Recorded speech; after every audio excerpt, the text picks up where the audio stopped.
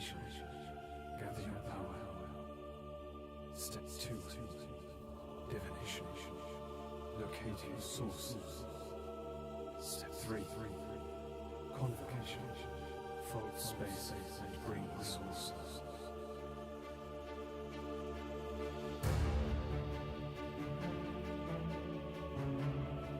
I gave you what you asked of me. You gave me nothing in return. And then I waited. I waited.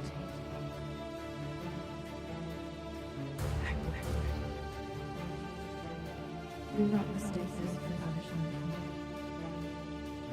This is an equal trade. Now look around you at what you have made. Should you call on me again?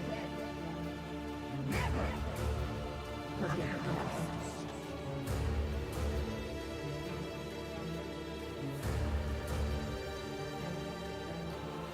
Life doesn't always give us what we deserve, it gives us what we need. As our existence wanes and dies, legends remain. We are the kings, the sentinels of the future. Many who claim they live their lives in beauty.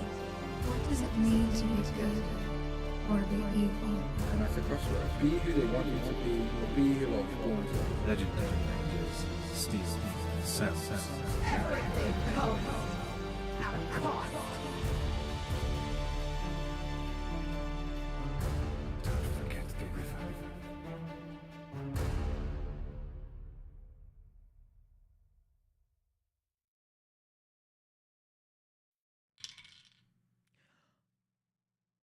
I rolled a 99. Doubles. That's the worst roll you could make outside of 100. I'm PB, a resident GM here at Tablestory, and no matter when you're watching this, because it could be the beginning, the middle, or the end of the show, I hope you're enjoying it. For more stories in this world, or others, I invite you to discover our ever-expanding library at tablestory.tv, or YouTube at Tablestory, or Twitch at Tablestory. We have over 70 different shows in various genres: sci-fi, fantasy, Edwardian love, romance, and so many more. There are podcast versions of nearly every show available as well. Anywhere you find podcasts, that's Spotify, Apple, Audible, Castbox, and more. You can listen to the shows while you work, or while you're not working, or while you're working out, or while you're avoiding working out. And if you love Tablestory like we do, one of the best ways you can support us is by sharing us with a friend. You can also become a Storian supporter here on Tablestory and gain access to additional bonus content, like Green Rooms, where the GM and cast chat about the episode after it airs, or Session Zeros, which happen before episode 1 ever airs, ad-free versions of the podcast, discounts on merch, and more. Did I mention we have merch? It's very good, and it's another way you can support us here at Tablestory. I also invite you to our Discord server if you're looking for a group to play with, to chat with the cast and crew, or to theorize about the most recent episode of your favorite show, or to simply say hello. You can do so at tablestory.tv/Discord. Your support doesn't just keep the lights on. It fuels the magic here at Tablestory. The song that you can't get out of your head from yesterday's episode, the incredible character art, the custom world maps, all of it. So if you've enjoyed even a second of what you've seen here today, please consider tossing a coin in our virtual hat. Every little bit helps. Thank you for watching, and we'll see you next time.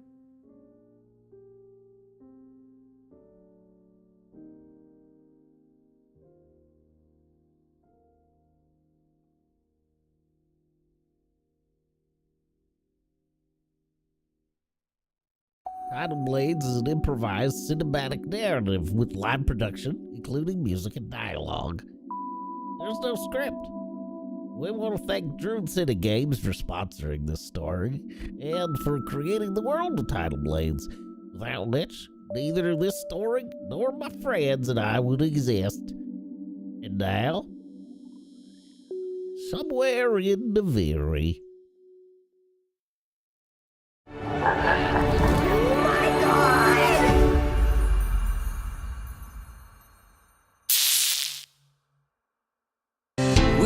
Found our way.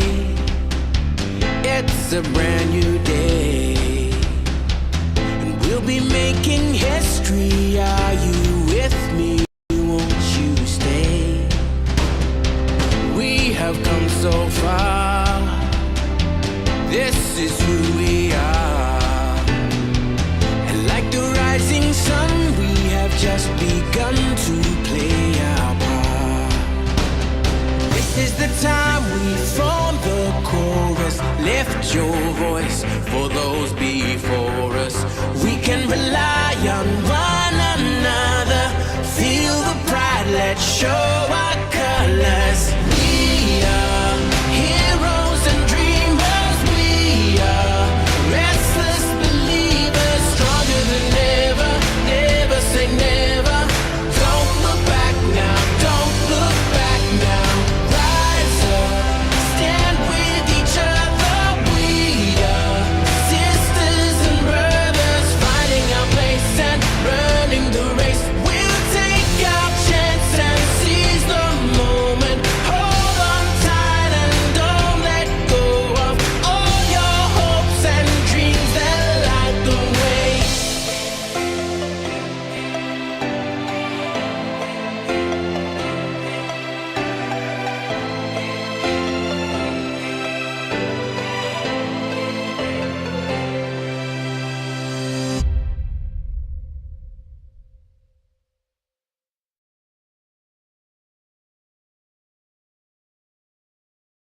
Every Navirian remembers the gigantic cloud, black as Tidal Blades ink, as it started forming on the horizon. It cast an unusual stain on the pristine sky. After all, storm season wasn't expected for another few months. Before long, wind unleashes fury like a battle cry. Rain started hammering the floating docks, and drifters had to moor their houses in haste before the first waves flooded the bay. It was, by all accounts, a most fantastic storm. One which would be remembered as the Great Battle. As all were running for safety, a few heroes remained, standing strong against the thundering sky. They were known as the Tidal Blades. You all think you know what happened during the Great Battle. And why wouldn't you? It's been drilled into your heads like a mantra. I bet you all can regurgitate the palatable summary, word for word, beat for beat. Every Navirian remembers. I'm sure they do. But very few remember it like I do.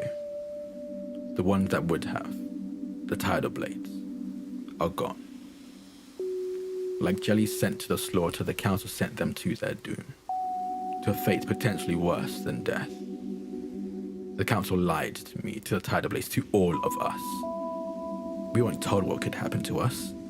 The council kept that from us. If they can lie and keep secrets from the very heroes who risked their lives for Naviri for generations, what type of lies and secrets do they hold over the rest of Naviri?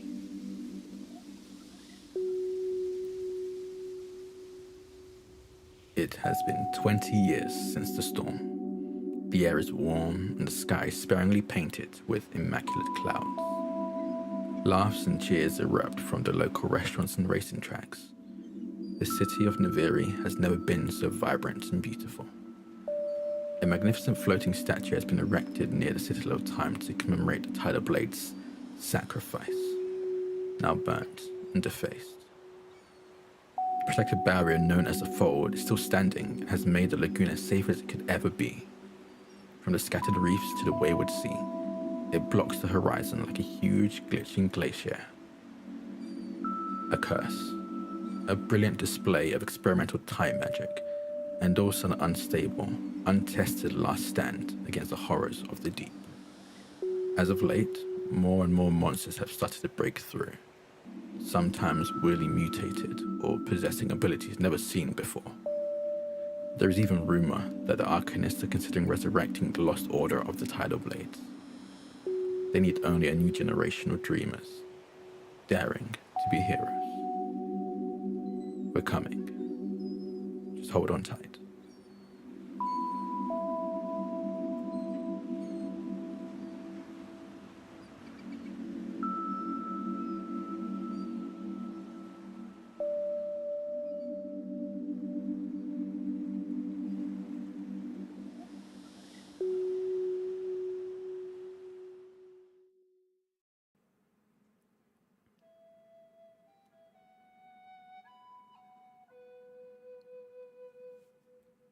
How many times have I told you? Watch your left. Keeping open far too much. I'm watching my left, Mr. Amara. If you're Because watching I'm on your not left, doing how it come I can... well doesn't mean I'm not watching it. Let's try this again. And I swing my cane at Alir. Can you keep up? I'm over 100 years older than you. I should not be getting hits on you by now. All right, you try to keep up, old man. And I'm blocking with my bow staff. And as I'm blocking, I'm going to try to sweep my leg underneath Mr. Amara's legs to knock him down.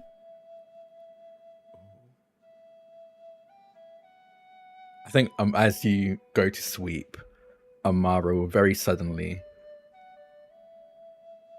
dip over, slip to the side that you're sweeping to, over your leg, and then tap you on the side of your shoulder, specifically on your left side.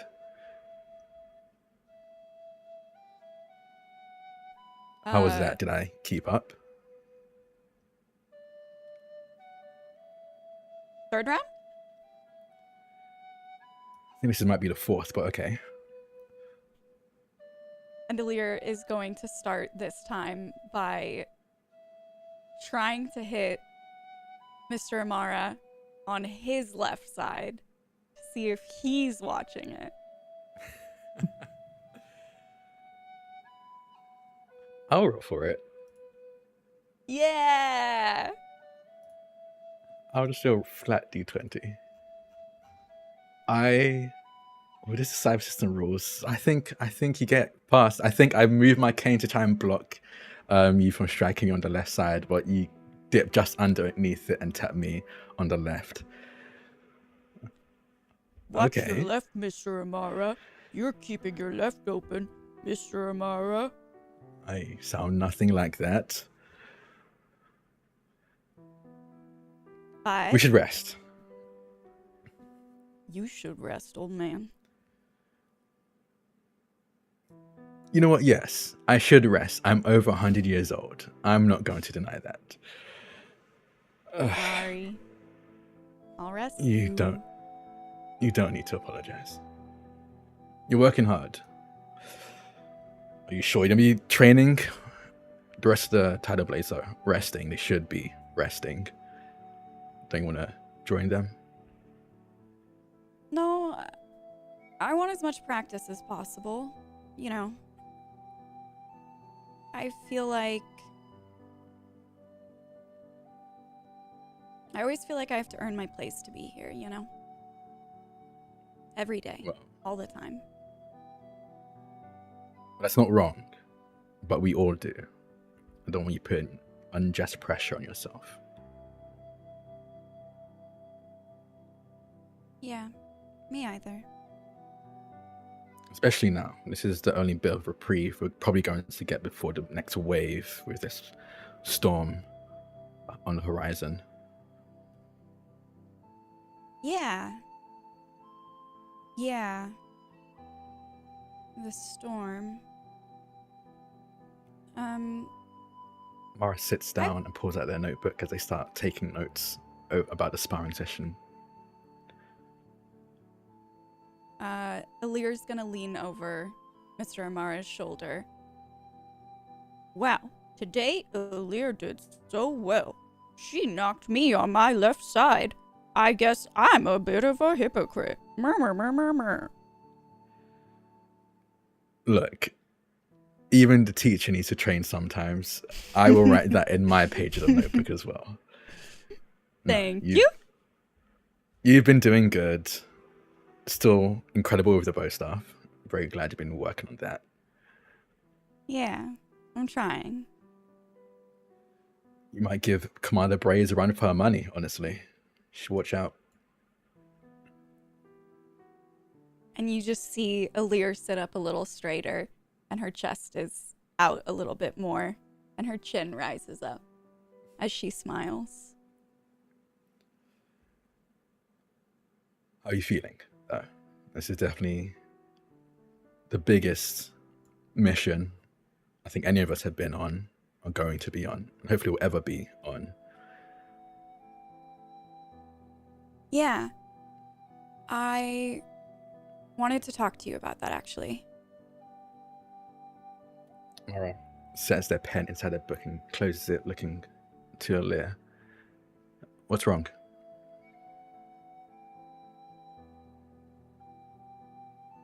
What do you think about the council's plan? Like, gut feeling. What do you think? Gut feeling. I mean, when it comes to what the council does, I never really truly understand. The bigwigs, the science guys. I'm not much of a science man, so I just trust what they say and hit what they ask me to hit. Right. Yeah. And I know that's our job. And I know that's what we've been training for. But something doesn't feel right to me, Mr. Amara. In my gut.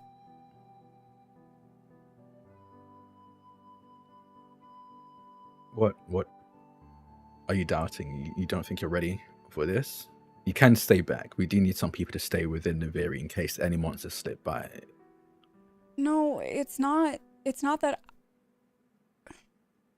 I don't have reservations about me being involved in it. I have reservations about this plan, about what they're asking us to do, and I don't have evidence. I'm not a science person just like you. But I know at this point to go with my gut and to trust myself. And something about this doesn't feel right.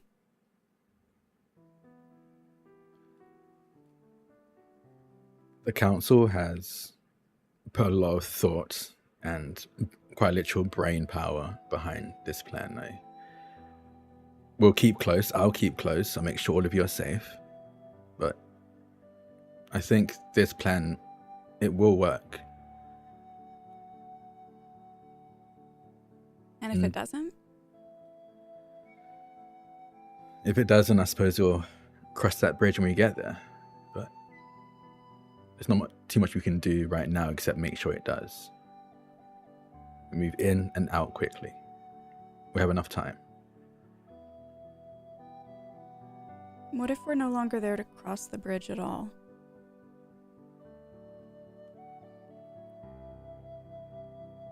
Alir, are you okay? Is this what the extra trading was about? Are you sure you can do this? I know. We'll make it out of this. I know that I can do this. I just don't know if I should.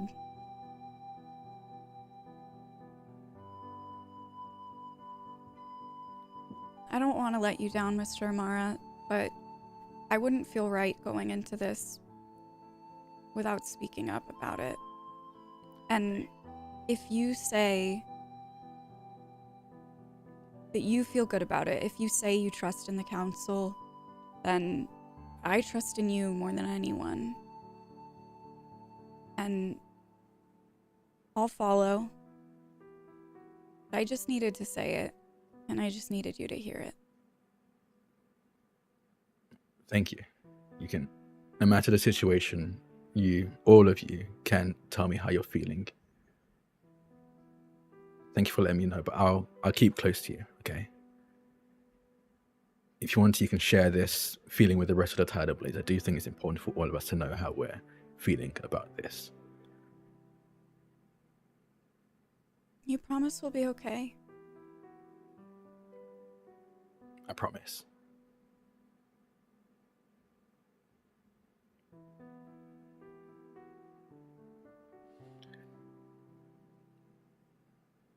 And How about Alir round is 5? just gonna kind of lean her head towards Mr. Amara a little bit. They'll rest their head on yours. 5 more minutes and then around 5. Pretty sure it's round 4, but yeah. I can take you again, old man.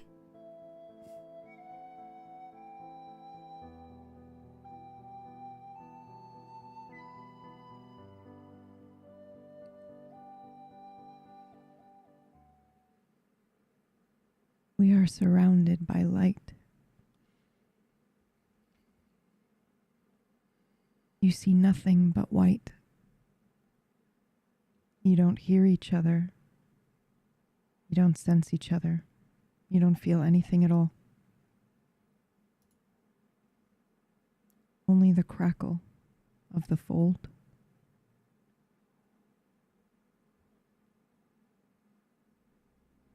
Queen of the Seven Seas, we did it.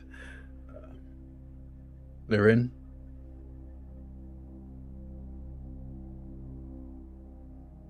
Wakati. Too far?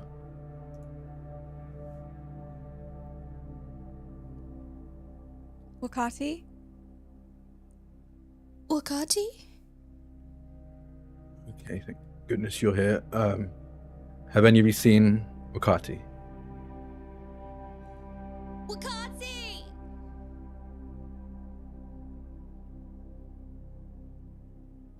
Can we see one another yet?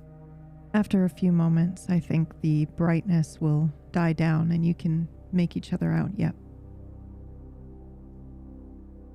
I'm going to move towards Amara and as I walk towards him, reach my hand out in the direction that I see Tufa. I see this hand appearing and reach out to grab it. Tufa's device is emitting some sort of micronic energy. It's blue. It's almost like it is little fireflies of this micronic energy that kind of swirl around in a whirlpool or some sort of direction, momentum that you cannot really understand. But it is holding the space around you still in this moment. And as you look around the fold, you can start to see strange bend in time. If you're looking out into the distance, you might see maybe a creature moving, but they somehow are walking forward while their gestures are moving backward. It's very odd. In this place, time is... You're seeing the future and the past and the present all at once, and it can be very, very confusing. But for you, as long as you're next to Tufa with her device, it is unfreezing tiny pockets of time around you. I reach down and unfurl buckles on my jacket, and I hand one strap to each, to Mr. Amara and to... Just Amara, as they take that strap.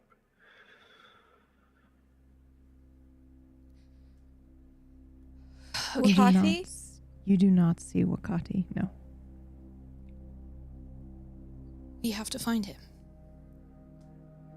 We have to... It's going to be... We have to find him. It's going to be difficult, but... Yes, no, we have to. We're dealing with a lot of micronic energy here. I don't know how long he could survive in this place. It's not the survival that I'm worried about, it's...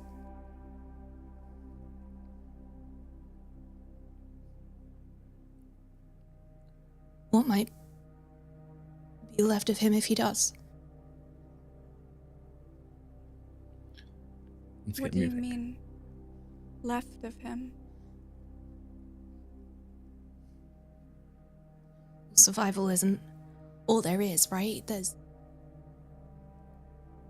surviving and there's living, and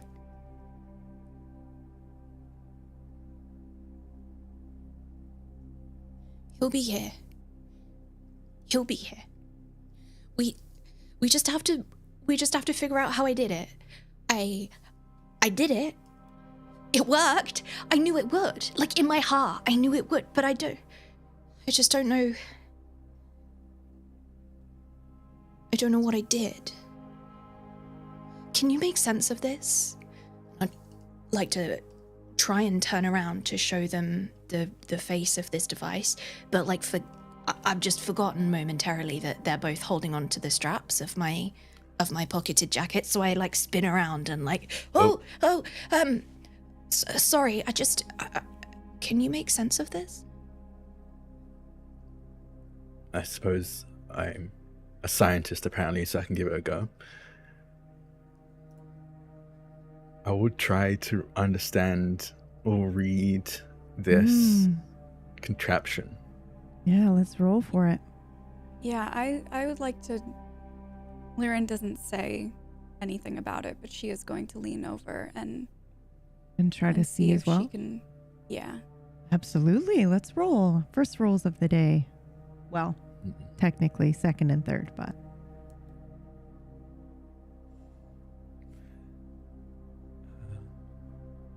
If I have anything that will help I was just me going to here. say, do you have anything that will help you here? Yeah. I have Draconic manipulation as a skill, but I don't know if that would help here in understanding this. I think I would like to give you an asset, but it has to do with your secret rather than the micronic energy understanding. But if you'd like, I will absolutely give you that asset for sure. Okay. Yeah, I'll do that then. What would be the difficulty on this? I think anything related to understanding the fold is gonna be a 4. We've had a pretty hard difficulty in this run, but it makes sense.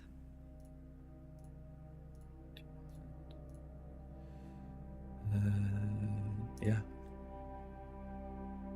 Oh yeah. Okay. Success. Okay, so then I think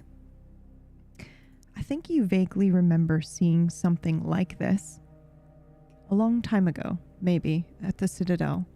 But to be clear, it didn't make sense, I think, at the time that you saw it. And this device is somehow unfreezing bits of space while leaving the rest of the fold intact. So you'll be able to move forward slowly but surely using this device, but the device is also reacting to what's inside the fold. It's almost like they're a pair, this and the hyperloom. I also somehow succeeded on that, and I have no idea why. Okay, I have an idea why. We rolled the same number. We both rolled a 14. No, stop. We We both did. got 14. Oh wow. Okay. I think my offer would be that I mean, you were probably with the team that deployed the hyperloom, right? Or at least carried the hyperloom for a time up until you handed it over to Commander. Yeah. So I think you sort of kind of recognize it. To be clear, this isn't the hyperloom, but it has some sort of sister energy here where this device is somehow able to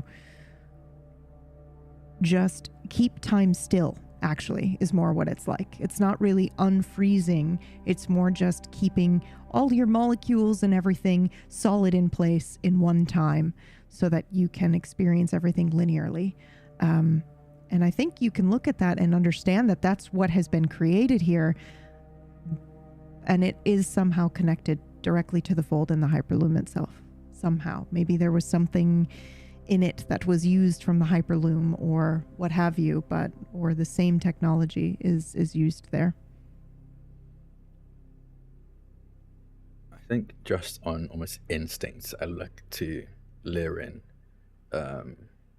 in a you recognize this as well type of way. And I think I kind of almost catch myself doing that and then quickly look back to this gadget, this trinket that Tufar had created.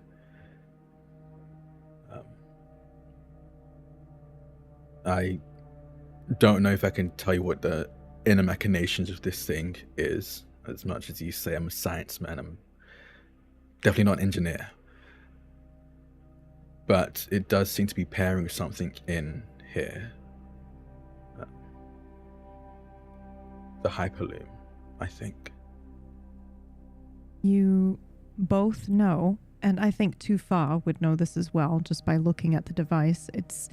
I think there's like a light beeping sound that happens, and then it starts to get faster and faster. But you know that that's it just sort of attuning, I think, to its surroundings. But you must keep this active while you're in here, lest you get frozen and stuck. Nothing can happen to this device. Don't let it go, Miss Tufa.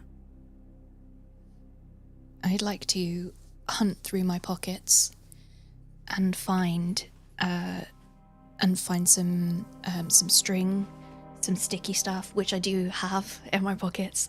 Some string, some sticky stuff, and some elastic. And I'd like to fashion on my wrist something that keeps it directly on my skin at all times, so that if I'm surprised or if I have to run, it's not going anywhere. And I do have a little bit of absolutely everything in these pockets to be able to do that with, and I'm usually very prepared. But I mean, the problem is it's been such a chaotic, I don't even know how long, chaotic time. I don't know where anything is anymore, and I used to be so organized, and I used to know where everything is. I hunt through all my pockets until I can find every single thing that should be somewhere else. It should be in there, but it's not. But I think I will eventually find them. To fasten something together. Maybe I'll pull the elastic off my band, and I'm just frantically searching and shaking. Yeah. Shaking.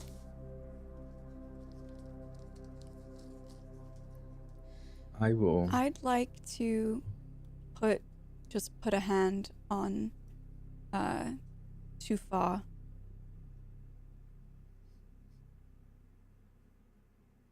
Just over one of her hands and try and steady it. There's no rush. Amara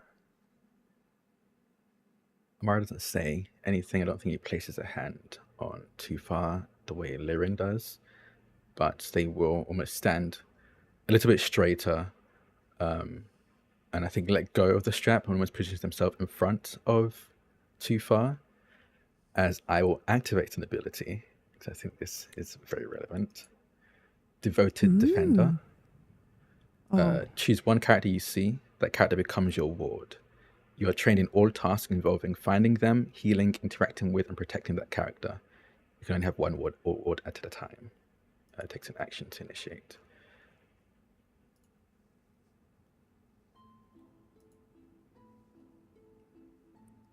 Okay. And you're using this on Tufa, correct? Yes. Yeah. I know that something's happening. Like, can I sense that something's happening? happening? What does this look like?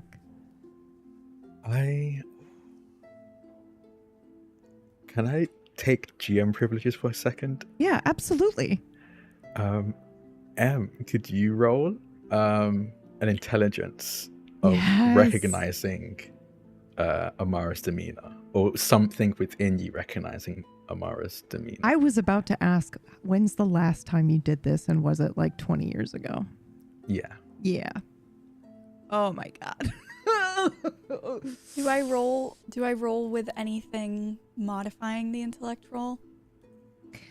I would say there's at least an asset, if not eased, because of the recorder that you gave, and because of the fact that, you know, she kind of knows that you two had a history together. So at least one asset. I think the difficulty would be like, what, 3? 3 or 4, I would say. Is that what we've been going for? Yeah, I'd say, I think we bumped the difficulty down to 3 for anything related to remembering the past for the two of you. So you could do 3 with 1 asset if you'd like.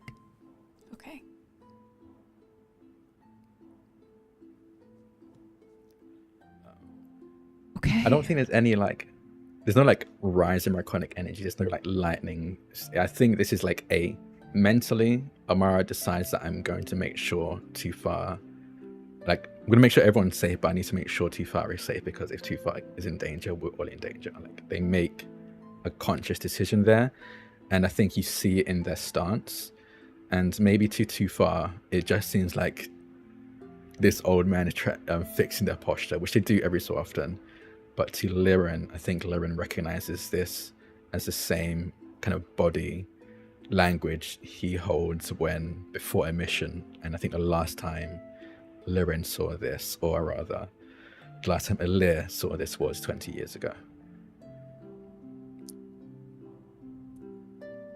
Liren is going to look back and forth between Amara and Tufa, and she's going to press her forehead against Tufa's and say, "It is a gift being cared for by Mr. Amara."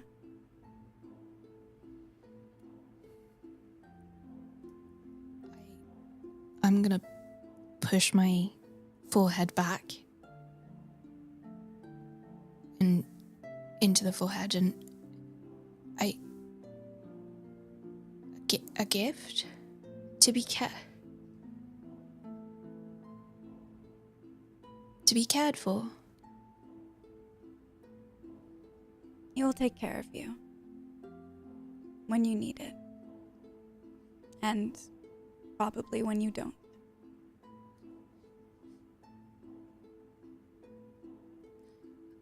I think we'll all look after each other in one way or another. I think that you are. I think you and Mr. Amara took a more advanced class than I did in that particular subject. But I will do my best. Your best is enough, Tufa.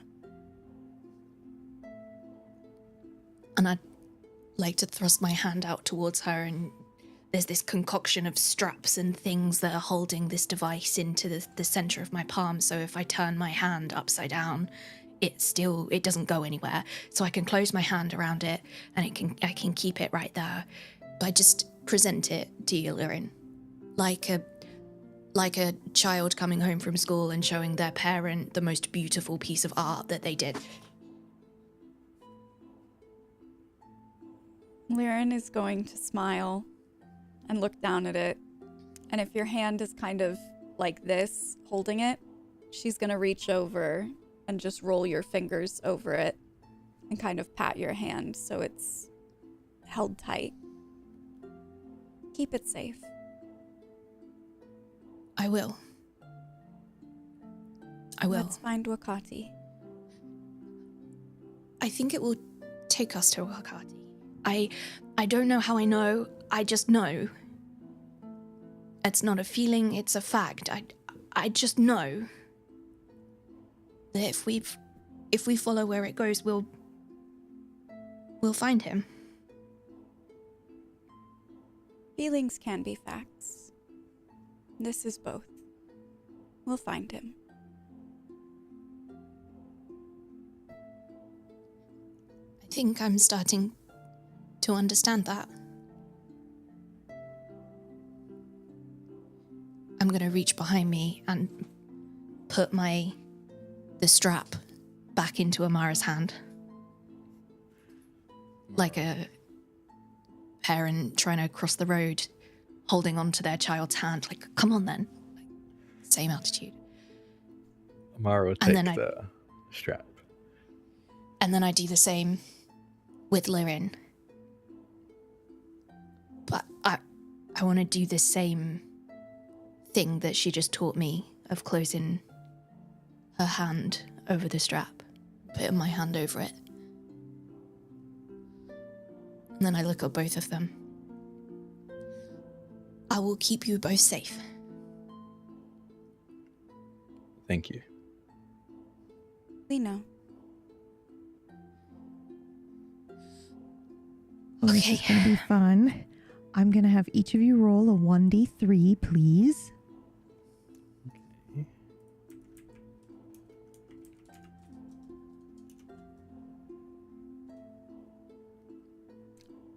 We got the whole range. Look at us getting a 1, 2, 3. Fantastic, fantastic. Okay. So you are walking forward. Which direction do you go in too far? I'm assuming you are following your interdimensional compass. Hyperdimensional compass, I think is what it would be. Yeah, I am. All right. I'm following it. I don't really understand what it's telling me. Mhm. I can't logically explain to you these are the rules and this is the direction I felt. Like I don't follow a direction when it does this specific thing. I just know. There's just like a knowing. I know where it's taking me and I let it lead the way.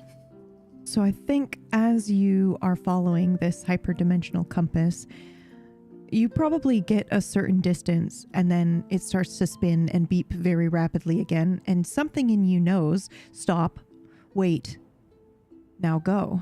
As you wait for the device that you've made to adjust to its surroundings and allow you to move forward into the next little bit of space.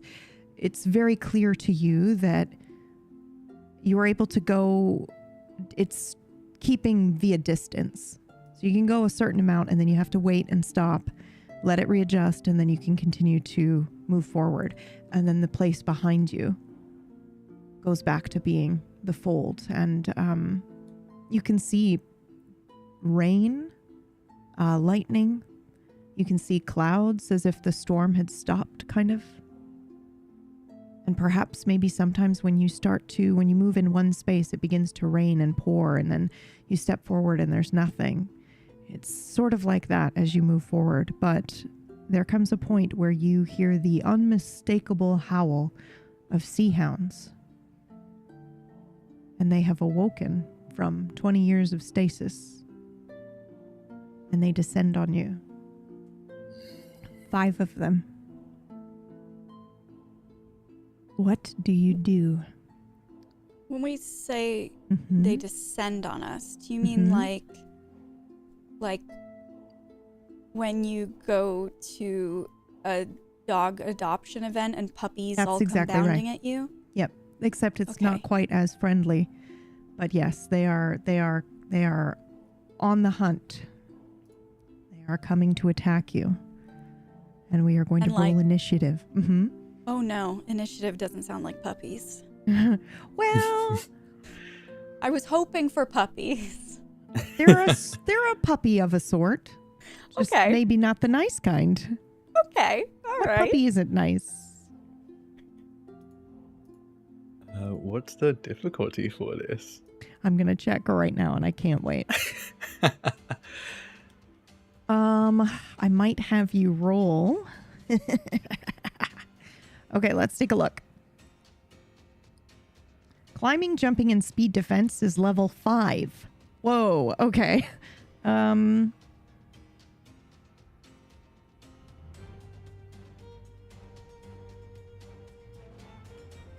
Yep, we're gonna stick with that. I'm not gonna have you roll to see if it's any harder. That seems hard enough. Especially because there's 5 of them. Which that's what your rolls were for, by the way. So. God, okay. Yep, how many there were. Okay, so there you are, the Sea Hound. And let me see if I can put it up here, actually.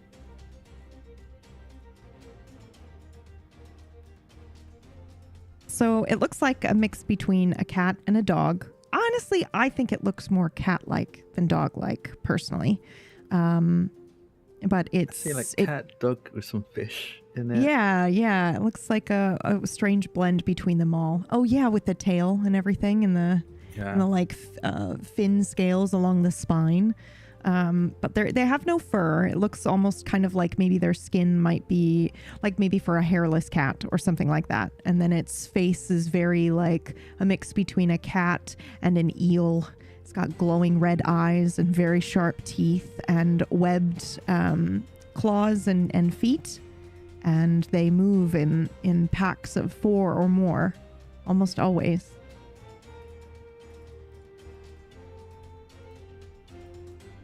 All right. Who's first with the initiative? Oh my.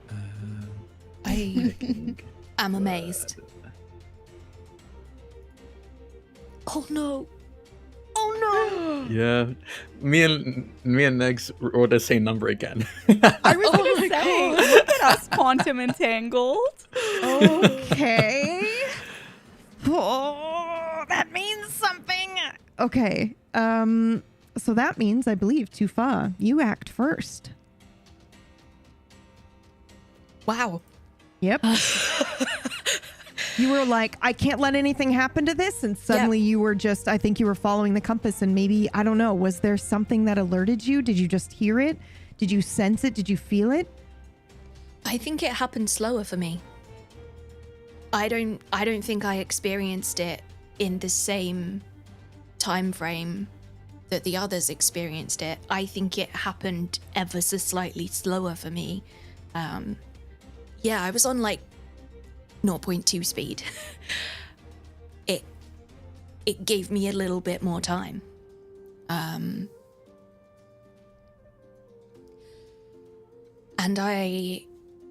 how are these laid out? Are they all coming from the same direction? Are they closer to one person? They're sort of, I think, gonna surround you, the three of you.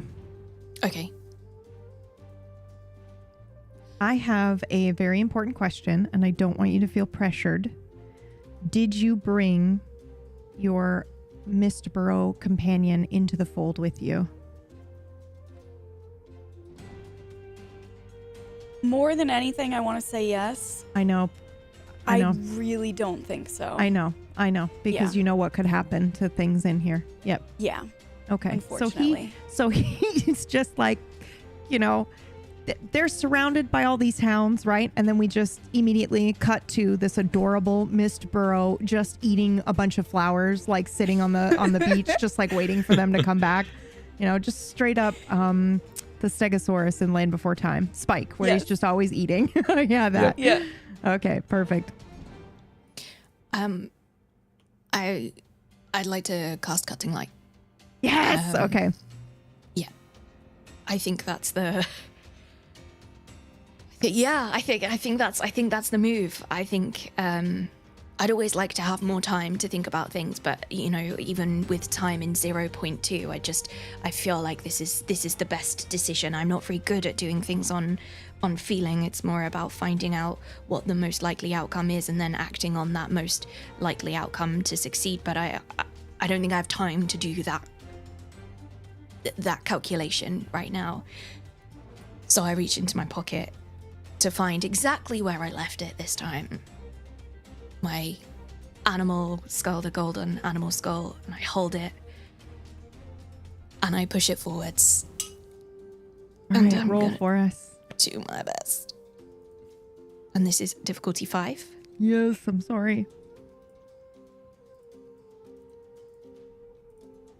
Don't forget, you have an asset because you are, and I'm just trying to help now. And don't forget, Liren has the ability to help ease. And also, I think she does have some abilities to help you give like an extra action or whatever. She can step in. But for now, you do have, I think, one extra effort to spend during this combat from her. Okay. Unless she can give you extra, but for now it's just one. Okay. Rolled this wrong. I'm so sorry. Bear with me. You're good. You're all good. So it's 1 asset. Mm-hmm. And 1 effort, if you want to use it.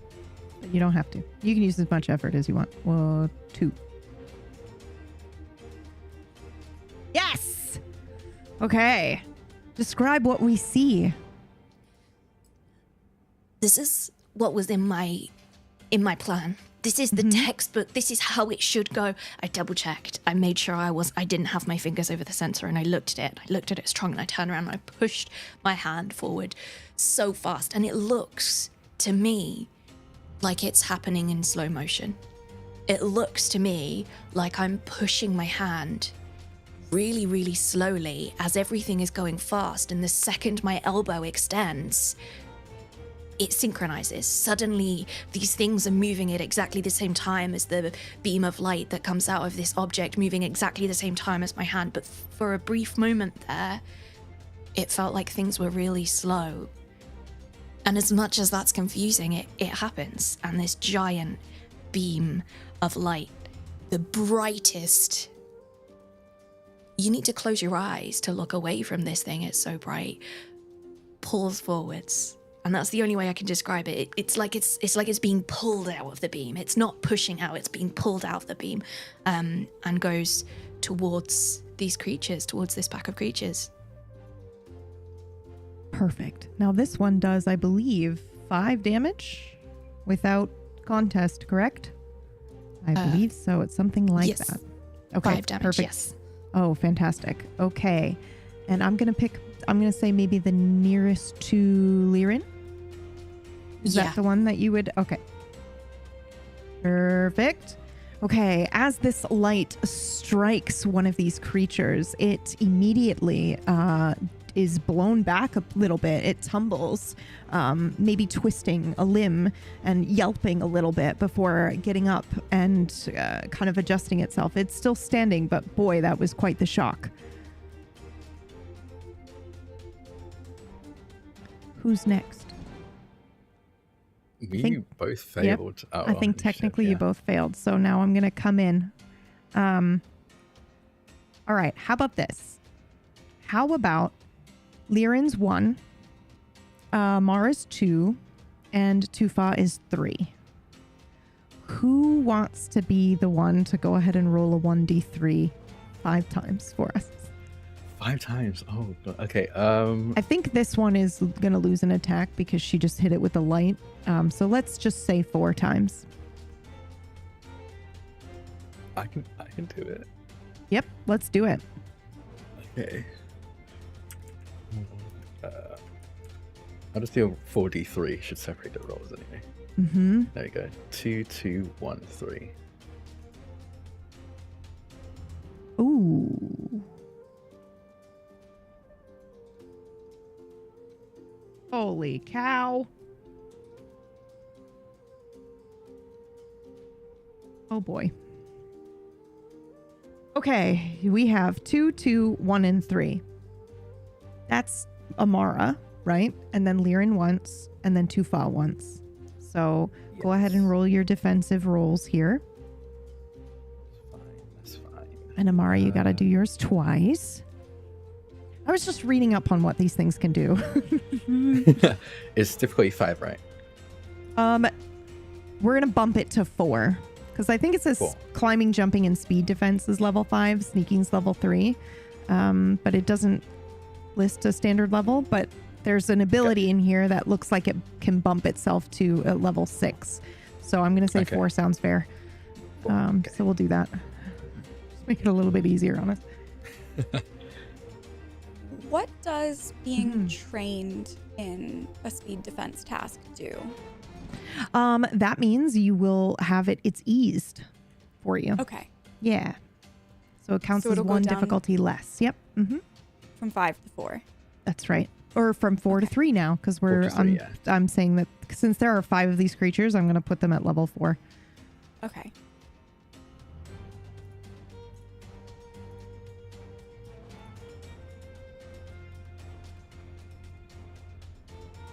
See that again. Nice, nice, nice.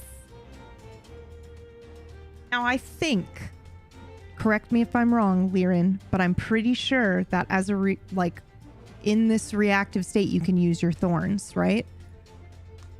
I think you can do it when something tries to attack you. But I could be wrong. It does not say. Okay. I feel like you can. Feels like a defensive thing that you can do. Yeah. Let me check your sheet. I do have a thing as I dodge these 2. Yeah. So Yes, you can. You can go ahead and use that as a defensive thing. Yep. Oh, If something comes close to you and tries to attack you, you can absolutely let out these defensive spines. Okay. If you'd like. That's not me, you can do that. Or, you don't have to. And Amari, you said you can do something, right? Yes. All right. I'm going to use Seize the Moment. I'm just going to do it once. If you succeed a speed defense to resist an attack, you gain an action immediately. Okay. As I swiftly dodge the first as it dives at me, and then the second comes, and I dodge, and I'm going to swing to smack it at the back of its head with my cane. And I will... Actually, no. I won't attack it. As I swiftly dodge the first and the second, I think Lyrin sees this before anyone else, but it's a very suddenly there's a concentration of macronic energy on Amara, just very suddenly. It's almost like as quick as the snap of thunder. Very suddenly, it's like a thin layer of very dense macronic energy that covers Amara as I use an action to activate Fury. For the next minute, all melee attacks you make inflict 2 additional damage. As you see, very suddenly, it's almost like Amara's moving through space faster, but you see it as, you understand it as he's essentially almost fast-forwarding himself a little bit, so like moving at 1.2 speed. Whoa. Which adds a bit more thwack behind his his attacks. Fantastic. All right. Lyrin, do you use your thorns? Yeah, okay. Absolutely. Okay. And those do an automatic, don't need to roll damage of 4. Okay. I'm going to assume that you are hitting the one closest to you, because that makes sense for these thorns. Okay. And now you two can each take a turn, because I have attacked. Right? Because Tufa dodged as well, correct? Yeah. Yep. As well. Fantastic. Fantastic. They did get y'all. a special. I mean, that's for damage specifically. Never mind. Oh, you did or they did? Too far. They got 17, so I don't think 17 does anything. No, I think it's 18 and yep. Or 19, I think, and 20. Yeah. I mean, Em, do you have an idea of what Lyrin would do? Yeah. So, dependent entirely on, can these creatures, especially if I'm speaking in simple terms, can they understand me? Let's find out. While sea hounds are clever, they don't seem interested in interacting with people who are seen to them as prey. Now, it doesn't say it's not possible. It just says it's they don't seem interested. So we can absolutely roll for it if you want to try to talk to them. But I think it would have to be like, I don't know, 18, 19, or 20 on the roll for it to work. Okay. Because I have, when we leveled up, I got a new ability. What's the new ability? Disincentivize. You hinder all actions attempted by any number of targets within short range who can understand you. Oh, choose yeah. Which targets are affected. Oh, yeah. I mean, they understand you. They don't seem interested in interacting, but that doesn't say that they can't. And there are enemies in this book that it very clearly says trying to interact with them is useless. And it doesn't say that. So I'm going to say that, yes, we can house rule this to absolutely be effective. Let's go. All right. So their actions, and I will obviously only target the 5 of them, not my companions. They are hindered for 1 round. Nice. That's fantastic. Yeah. Ooh. Lyrin is just going to put a hand out. When I'm training my dog, for instance, I have like flat palm, very this means business kind of stop gesture, and you would immediately recognize that it's like animal trainer attitude. Lyrin snaps into place and her hand comes up and she says, "Cease." And they might not care what it is that she's saying, but the conviction and the authority in her voice, I think, is one of those like animals. Yep. Just like children can be rowdy, but the second a teacher raises their voice, like even if they don't listen long it gives them pause, you know? Yep. And this is what that does. I love that. That kind of energy that Liren would have to make them stop at least for a second and look at each other maybe, and then try to decide what are we going to continue to do. But they've spent 20 years in stasis, and I think they decide we're pretty hungry. And they'll come for you in the end anyway. However, they will be hindered for this whole round until the start of your next turn. Okay. And that's my whole action, right? Yep. Mm-hmm. You I'm can good? move Okay. as well if you want, but yeah, that would be the action. I think we're all still pretty close to one another, right? Mm-hmm. Yeah. And Yeah, they're kind I won't of worry like, about moving. yeah, I think they're kind of surrounding you at the moment. Okay. Okay. Mr. Amara. Yes. Just Amara. What do you do? Just Amara. I'll start swinging. I think as I'll immediately move towards whatever hound was the closest to too far, especially after seeing Liren deal some damage to one of them already and slow down, at the very least make the rest of them hesitate. I want to take the opportunity and move towards the one that's closest to too far and swing. Oh, nice. my Okay. cane down. Yep. I Roll to believe that is attack. difficulty 4 now, thanks Mhm, to. That's right. Mm-hmm. And I doubt it, but are these twice our size? No, unfortunately, they are not. That is still all good. I will swing.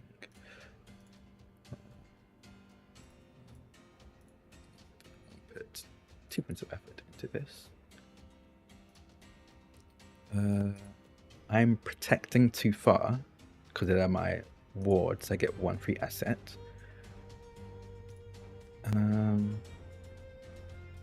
Yeah. Effort to damage. I'll put. No, I won't put any effort to damage. Success. 4 as I swing my cane down and smack it on the back of the head. Ooh. And then I'm going to immediately do a thing that a new ability I got. It is called Weapon and Body. And After what making does a melee that do? weapon attack or Mhm. ranged weapon attack, I may follow up with a punch or a kick as an additional action attack. So I'm going to swing, Okay. smack it at the back of the head, and immediately bring my elbow down to almost like drive my cane into the ground. Everything that modified the last attack modifies this one. So I will do that. Yeah. Difficulty is 4. Let's see. Effort. And asset. And there we go. No effort to damage. For another 10 points of damage as I Okay. elbow my The almost same like the one, butt of my right? cane into the same one. Yeah. Yeah. How do you kill it? I mean, you bring, but I mean, what do we see as you do this? I think I smack as I suddenly, I'm almost like I'm wreathed in lightning as I'm maybe in front of Too Far and very suddenly behind them as I smack my cane down onto this creature. And then as I bury its face into the ground, I almost stomp on my cane to finish it off, and you hear a crunching sound underneath it. And I immediately whip around to the next hound. I think that hound looks terrified for a moment. Absolutely stopped in its tracks. All right, start of a new round. Too Far. I'm going to do the same thing again. It Yep. worked. Mhm. It made sense. And it was successful. Therefore, it has a high chance of being successful against another enemy of like a very similar. So I'm going to do the same And again. you knew that it hurt it, so it's perfect. All Yeah. right, go for it. So it's a difficulty of 4 now. Is that right? Mm-hmm. Mm-hmm. And I just get that F1 effort. You can if you'd like, yep.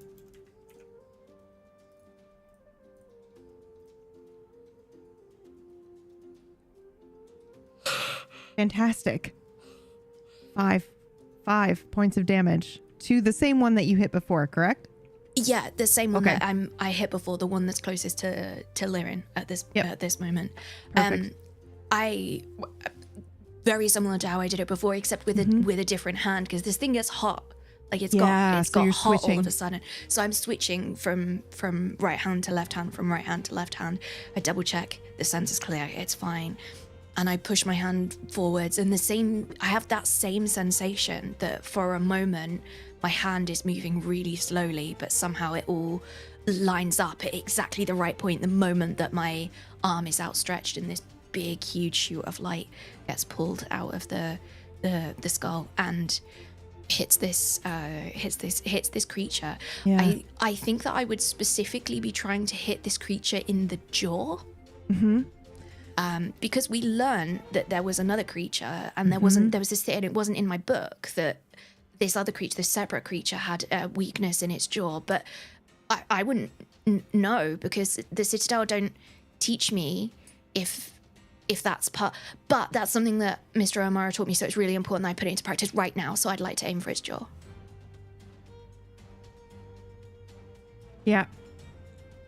Yeah. Yeah, you can absolutely do that. I'm having a moment, because the next thing they were going to do was a joint move together where they howl, and you've just disabled the ability for it to do that. It would have paralyzed you all for 2 rounds while they attacked you. So I think you just saved everyone's life. I'm not even kidding. It's and they can only do it. They can only do it with like 4 or more. And so you've killed the 5th one, right? So you just managed to take this one down as well. So, okay. So yeah, I'd say you definitely strike it in the jaw. And maybe it was like, maybe in this moment, they were all kind of squaring up. They were leaning back on their haunches and preparing maybe to do this howl. And then you kind of reach forward, and the beam hits this one, and it's again knocked back. It tumbles backward, whimpering a little bit, and then scrabbling to its webbed feet before squaring off. But it looks very dazed and struggling to even stand. But yep, you succeed.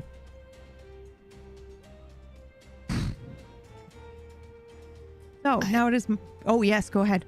I'll be stretching out that hand and swapping it again to the other hand in the meantime. It's hot. It is their turn. However, they are still hindered. So remember, when you roll your defense, to mark the enemy as hindered. But they are going to do a. Oh, not that one. They can't do that one anymore. They can concentrate on a single foe and make 1 attack as if they were a level 6 creature. Their combined acid attack will inflict 8 points of damage initially, plus 8 points for each additional round that the victim, until you succeed on a might defense roll. And they are coming for you, Mr. Amara.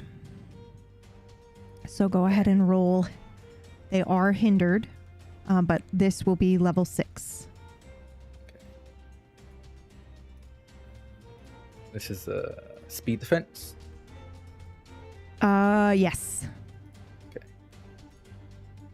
So they're level 6 after hindering, or with before hindering? Before hindering. Yep.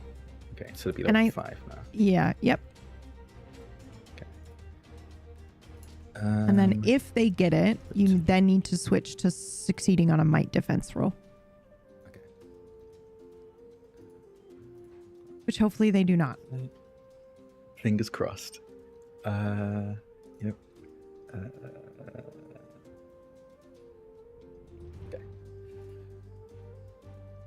Okay. There we go. Whoa! Okay. So they kind of group together, I think, especially after seeing that one get knocked back and spit this dark acid at you, but you are able to move out of the way. What does that look like? I think as I see Tufar shoot one of them in the jaw, I almost rush past Tufar and just a quick, there's no words exchanged, but it's a quick nod in Tufar's direction as I think I move towards almost like the spit of these creatures. And I think in this moment, it's going to be all part of it. I'll trigger Seize the Moment because I succeeded in a speed defense. Yes. And I will pay the effort, second serve an action, but as I dodge this, I think I slide underneath the kind of projectile of this acid, and before I even am on my feet, I throw my cane at one of them to slam them in the face, and just like too far, aim for the jaw. So I will roll that. Though it is hindered. So it's level 3 now? No, level 4 with hindering.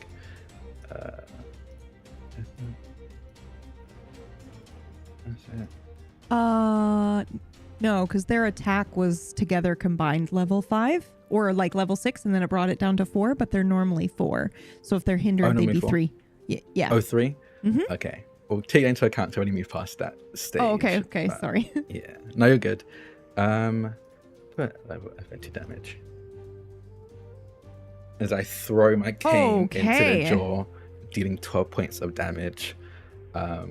You take another one out in one hit. You just clock this one somehow and kill it. I truly think it's just like the moment, I think it's like as they spit this acid, it ends, and then through like the almost pillow of acid, you see this cane slam into come through. into the mouth. Wow. Okay. And then Amaro immediately, like using the momentum of that slide, will grab the cane out of their mouth and ready themselves again. 3 remain. And it is at this moment that you hear a spark. Fold energy, micronic energy. And someone comes in to aid you. Would you like to describe what we see?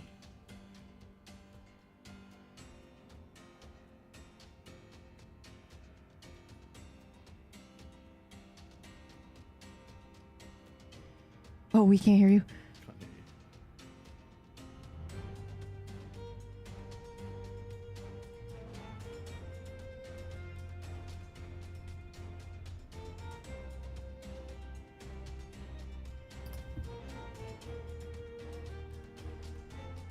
Not yet. I'm so Honestly, shocked. By the way, I was not expecting this at all. It's amazing. The dramatic tension that this adds.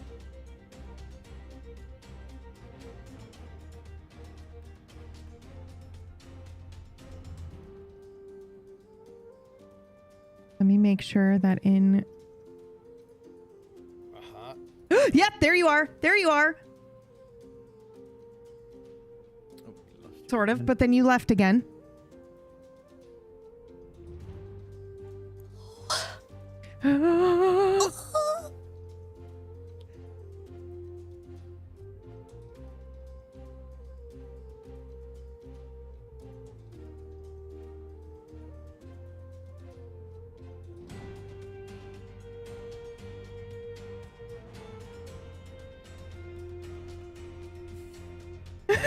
He's pointing, but I don't know.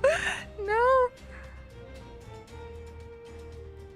Oh, we heard him for a second. Maybe try rejoining the clean feed. He says yes, yes. Traveling through time is really rough on your vocal cords. You know? Totally. Yeah. It's so good.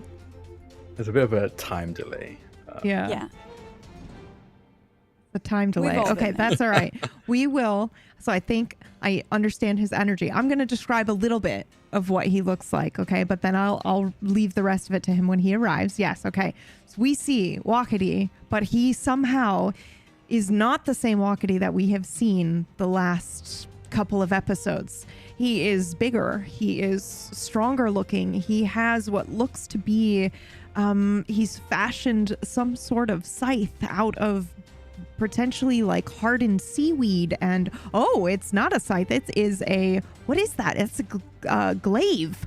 Oh my gosh, that looks so cool. It looks like it's fashioned out of driftwood and seaweed and kelp wrapped around the top, and then maybe some coral that makes the glaive. He has an eye patch on.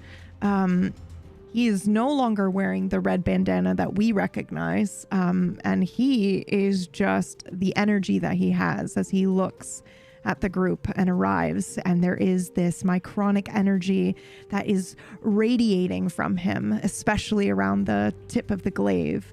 And he makes one slight nod to Mr. Amara before he joins the fight. But we're gonna... Amara just says, there are those couple of inches, as I hold my cane up at the rest of the sea hounds. All right, we are going to go ahead and do another round here and let him come in when he has fixed the audio here. But Tufa, you're at the start of the round. Oh, I didn't. Oh wait, no, I'm so sorry. It's you. I'm so sorry. It's you. You are correct. No, you're fine. I'm just determined to help. Yes, absolutely. Well, you did by hindering them quite a bit. That does a lot. I am not quite as trained in combat as these two in my current state, so I'm going to rely on my handy dandy thorn burst again. Yes. How many of them are standing now? There are 3 standing. One looks very rough. This is the one that Tufa has been using her light cutter on, and then the other 2 look like they haven't been touched at all. Okay. I will target the one that Tufa has been attacking. Yep. Okay. And this is the automatic 4, right? Yes. Okay. How do you kill it? Oh. I know. Having to describe killing a pupper. I know. If it makes you feel better, it would have torn your flesh off and eaten you. Like, has no... I know. It doesn't help, but... Yeah. Yeah. Ooh. I have an idea. Yeah? I mean, yeah. I mean, I know we technically said it was the thorn burst attack, but I'm totally fine if you just want to kind of like put your hand on its head and be like, stay. And then it is just out of the fight. That way you don't actually have to kill the animal. I'm fine with that if you'd like. I do think Liren would do more of that. I think it would be a little more... Or perhaps it like hits him and then he, whimpers and runs away. That way you don't actually have to... Yeah. He's out of the fight, but you didn't murder him. Okay. Thank you. Yep. I'm with I you. think that Don't feels worry. very true. Very true to Liren, who last time they killed an animal cried and put flowers on it. So. Yep. I got you. I have your back. Thank you. Also, by the way, I just realized I also haven't had my turn. Me killing that sea hound was my reaction. Oh, so I haven't had my turn yet. Yeah. Perfect. That stalls more time. Let's go. Mr. Amara, take your turn. As I yank my cane out of the mouth of the one sea hound and I see the other whimper and run away, I will turn to the one remaining one, if I'm remembering correctly. Or is there 2? There's 2 remaining. Yep. There's 2 remaining left.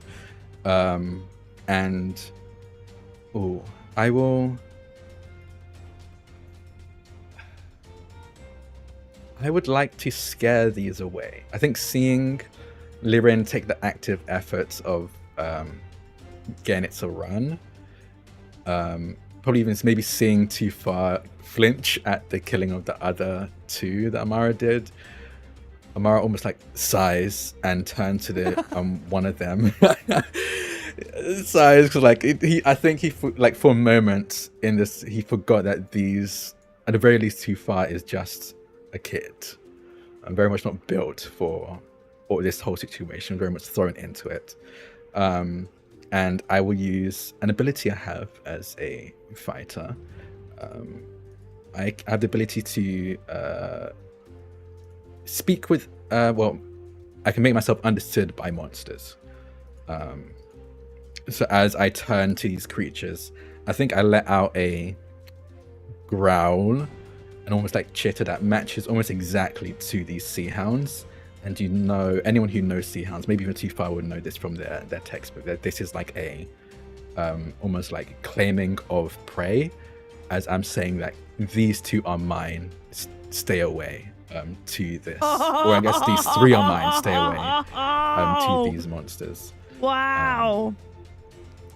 This will be probably kind of hard because it's intellect. I'm not a smart man. Okay, that's okay.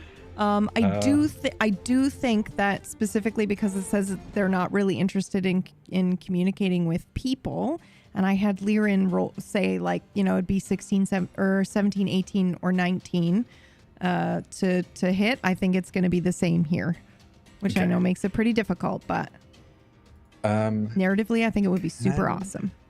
Can I focus in on the one that you described as being scared for a moment at the killing of the first? Yes. So I can, yes. Would that bump up the odds by any chance? Yes, we can bump that by 2. Okay, cool. 2. So okay. if instead of 17, we'll go 15 or higher. 50. Okay. I'll just roll a flat d20 then. No. It's 9. Yeah. I think that's my action. You hear this, what do you think happens? Are you're just like you growl, and do they? I think they respond. I think they listen to you for a second, and then they go, "Wait a minute, you know, he's not eating them." You know, that kind of thing, and then they kind of go, or they go, "I'm starving, I'm hungry," because somehow it feels like no time has passed for them, but also 20 years without eating at the same time. So I think they're just gonna, and they square up. But only 2 of them remain. All right, now it is top of the round. Tufa, my darling, what do you do? I do the same again. Yes. Exactly the same thing again. All right, now they are no longer hindered, but they're still level 4. So yep, go ahead and make that roll. Also, look at this goober. Oh, baby. Mwah, mwah. Look at his little paws.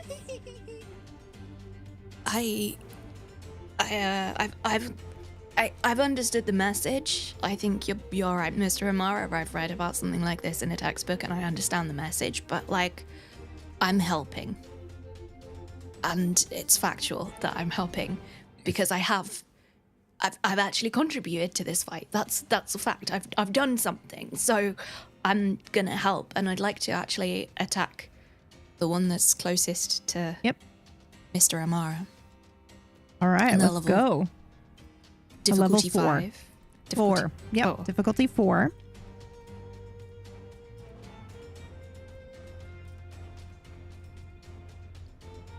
Yes! Oh, we get an extra +1. Yep. So we see, that's incredible. So you do 6 damage instead of the 5. I know that it's the same and you've been switching hands with this device, but I want to know, what does Tufa look like as she is becoming like better at this? Do we see like shoulders squaring up? You know, is she becoming more confident in what she's doing?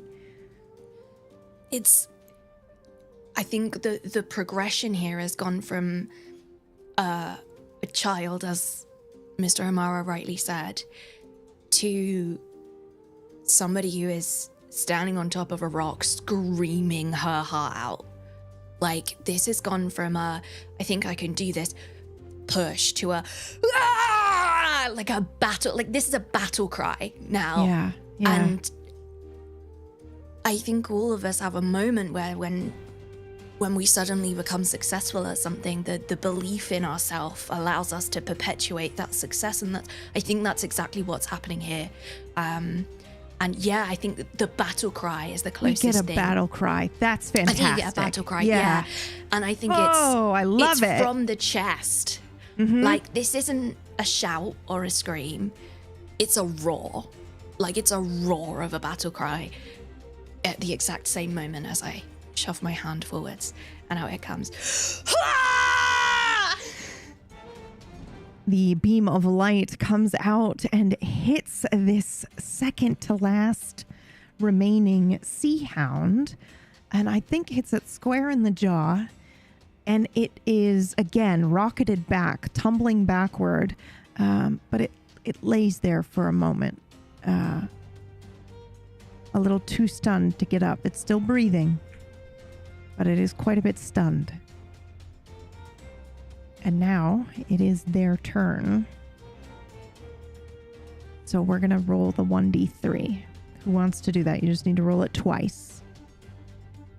I can do it. Okay. Okay.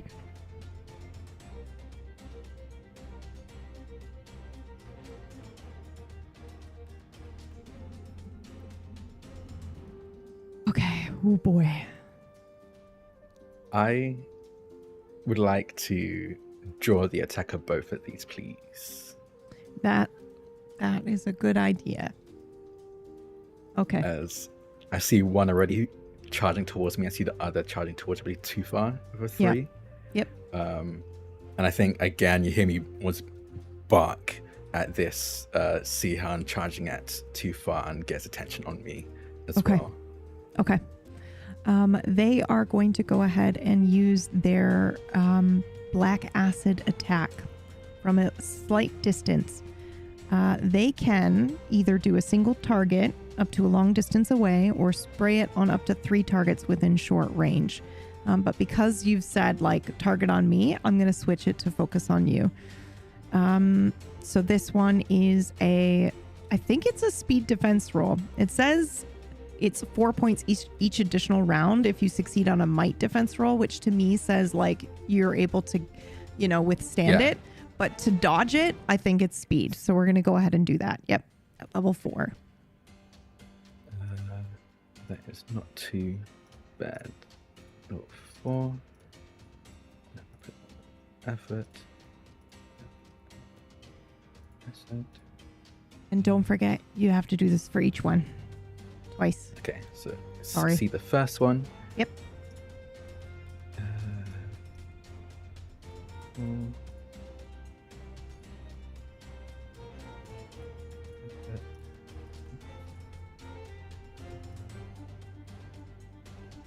Perfect. I dodge them both.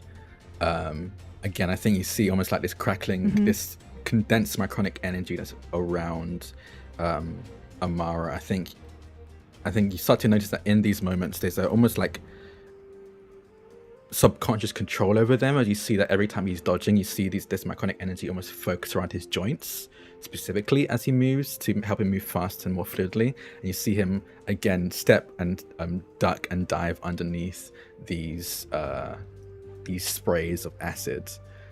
Not a scientist, he says, as he uses micronic energy to get out of the way. Fantastic. Okay, you managed to dodge both of them. Now it is your turn. It's either you or Liren. Or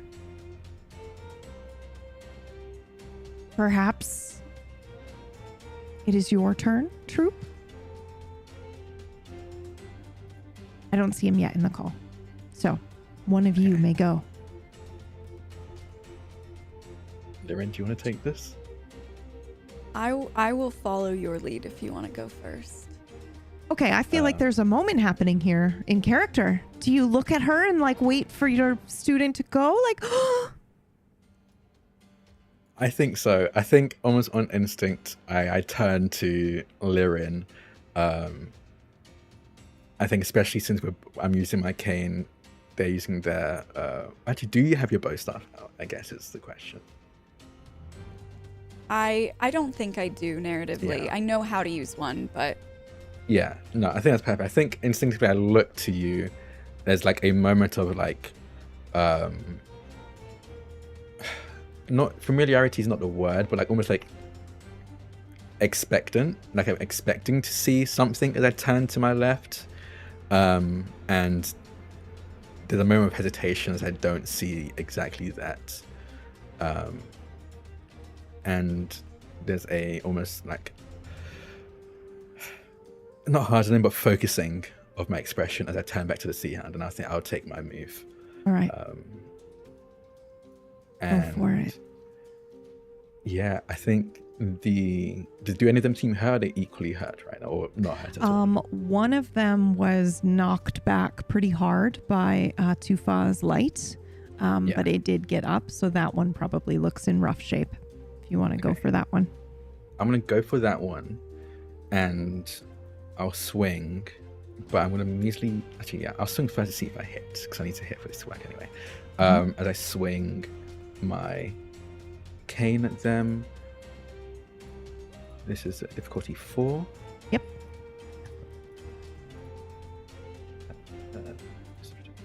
Yep. There you go. That I swing and slam into them for 9 points of damage, but I will use unless they're dead. They are. So you, Okay. if you I want was- to do that, you can. We can also narratively say you chase it off if you want. I would like to narratively do something slightly different. Yes, take it away. I trust. Full trust. There we go. I'm going to use Control the Field.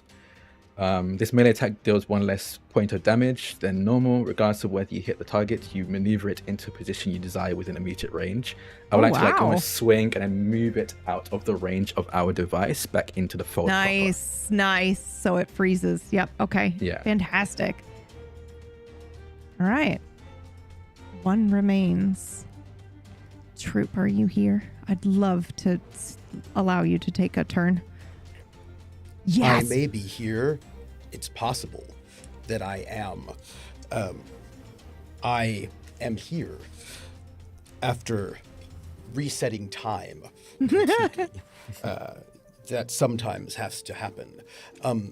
I show up with a sparkle of my chronic energy to this place where I have been before and will be again, where I always am.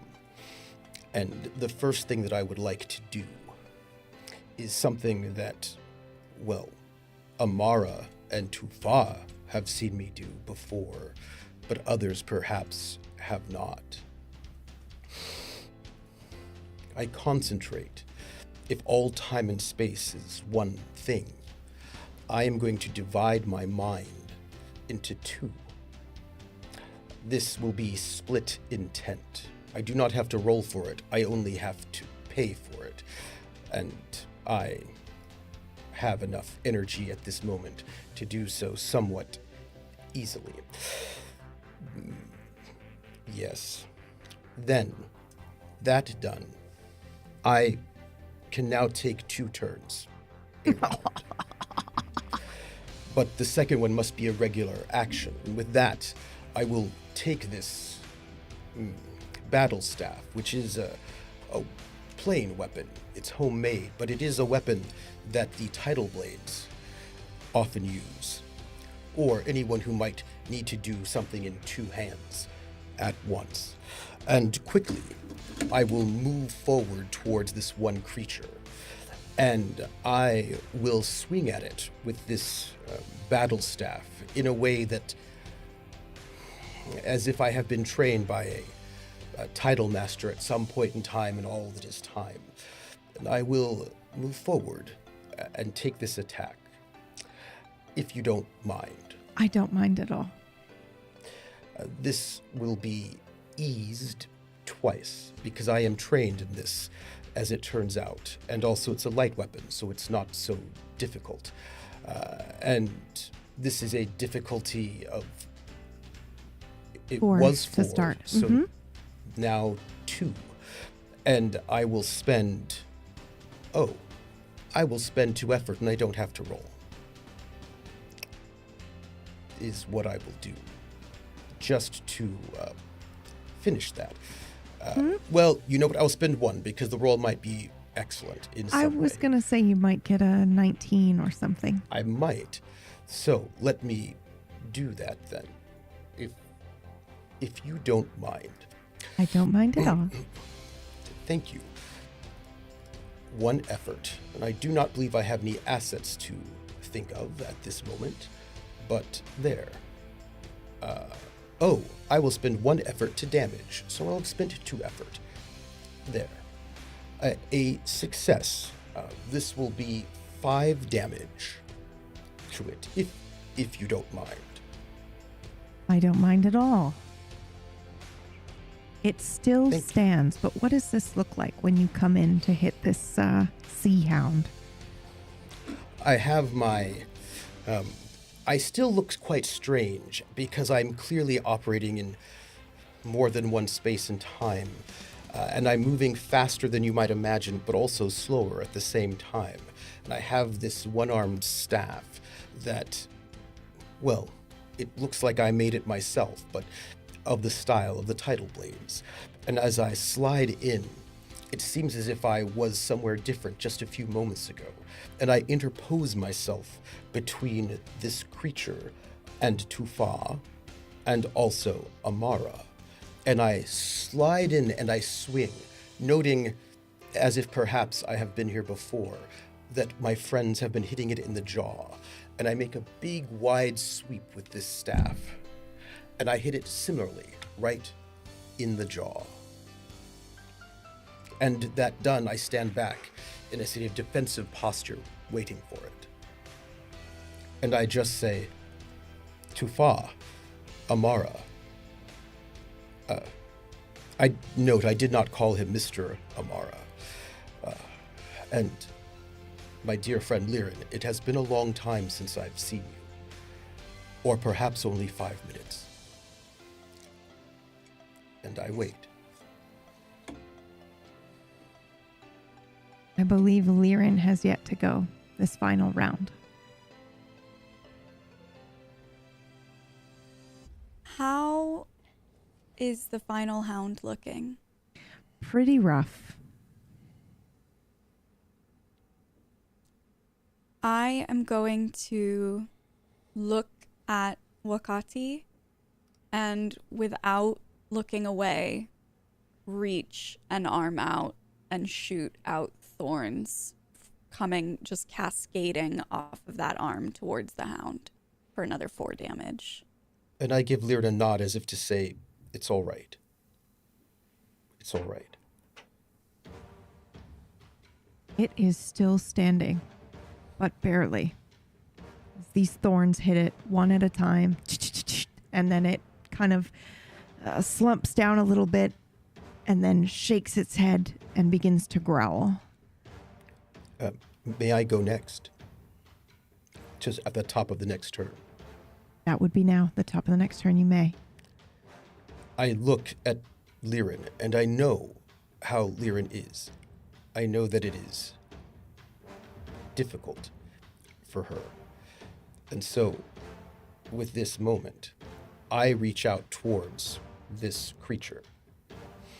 And calmly, gently, not with the weapon, but with my hand. And I would like to cast Exile upon it. To send it somewhere else, in another place and time, just long enough for us to leave. Let me do that if it's all right. Yeah. This is an action, so this is intellect. Well, it's my chronic, so I have... I was going to say, don't you have... Mm-hmm. I have some eases. A few times. Are they still hindered? No. That is fine. This will be just eased twice. Well, eased It's a big once. deal. Mm-hmm. And then I have effort and also action. This I will just spend the effort on.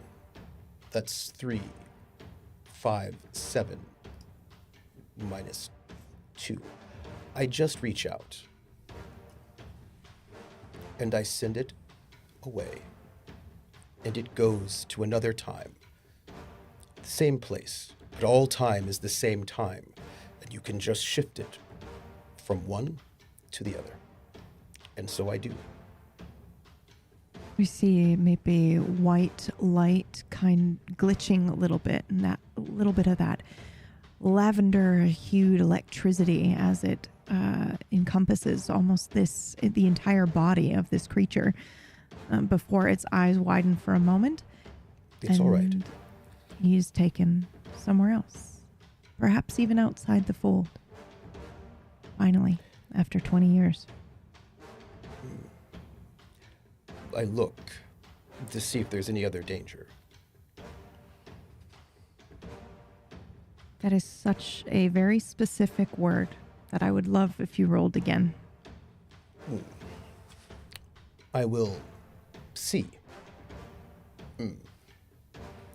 intellect. I don't know the difficulty. We will just find out what it is. And I think I think 3. 3. Yeah, Excellent. because you've been in here for a long time. Perhaps I have been here for some time, but I will be careful to make sure there is nothing to be seen. And it's a bit, how would you say, a bit perhaps strange, but I scan our space, the space around us, but also the time around us, to make sure nothing will be or has been here or there, as it might be. Ooh, okay.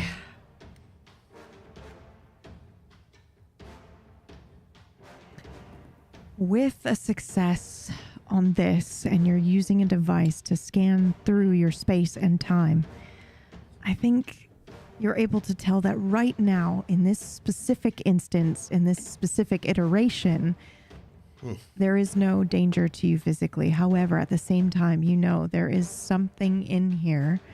This space and time is glitching. It is falling apart. The fold is in danger of collapse. The hyperloom is malfunctioning, maybe purposely being malfunctioned, and there is another presence in here that wishes harm on all of you, as well as all of Naviri. We don't have much time before that injured creature comes back. We should move to a different place. Sounds like a good idea. I'd like to run Yeah. directly at Wikiti, and then when I get within touching distance, I immediately come to a stop, and I kind of go, and my arms are out as if I'm about to hug him. I step forward, I give you the biggest hug, and I whisper something in your ear that they cannot hear. And I lean back just a little bit, and I say, it has been far too long since I've seen you. I've missed you terribly.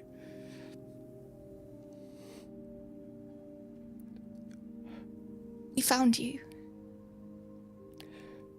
I It knew worked. you would come back. It worked!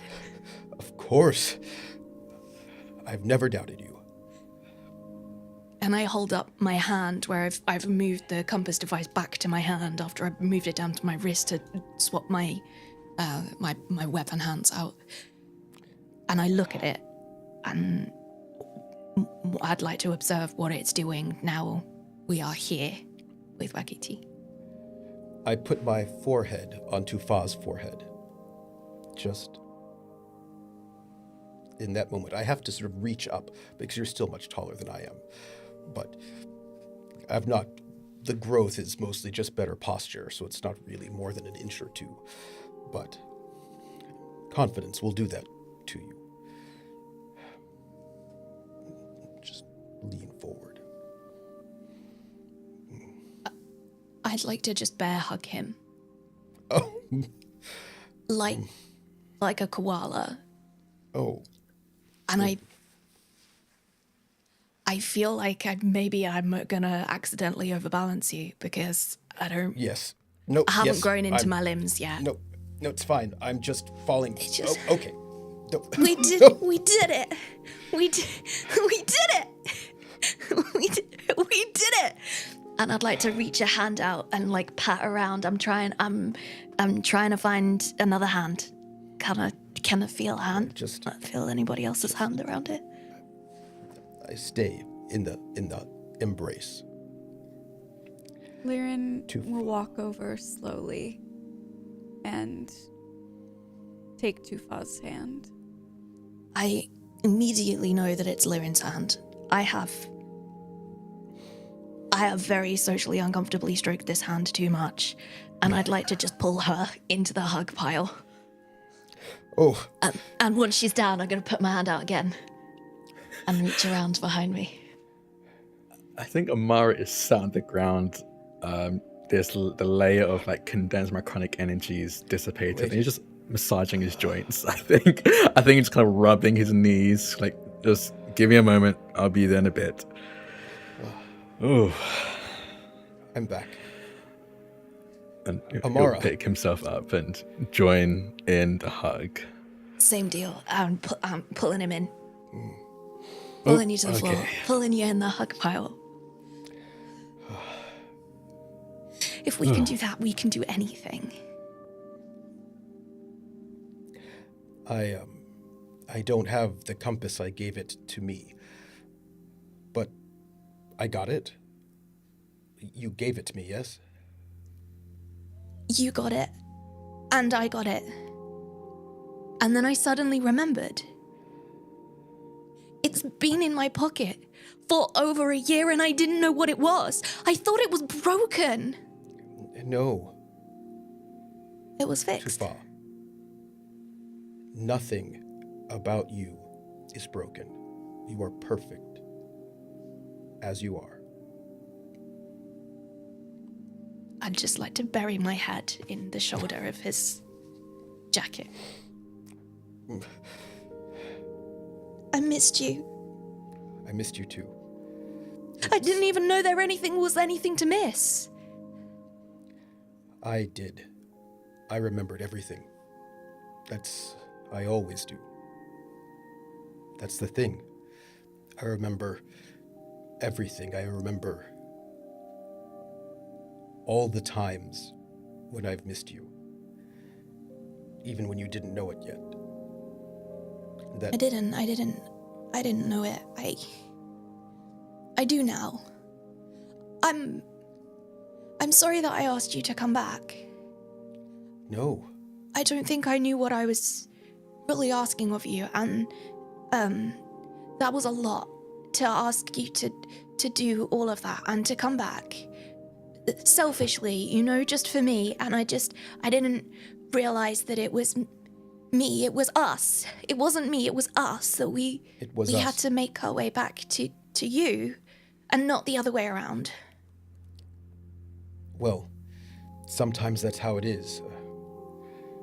One of the side effects of my chronic traveling is gaps in memory. You have too many memories and they sort of glitch. The fold, it's glitching out. Something is in here. Everyone else is in here as well. They're all here, but there's something trapped in here, like in the lining.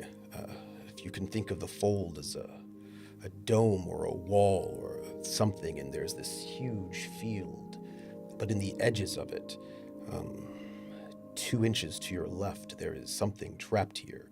I didn't know it at first. My younger self doesn't know this yet, but there is something here, something with thoughts, something malevolent, and it is trying to take this thing down, but not in a controlled way, not in a way that would help, but only in a way that would hurt. It wants to be free, and this thing should never become unstuck in time. If it is unstuck in time, then it will be in all times and places, and it is not. It shouldn't.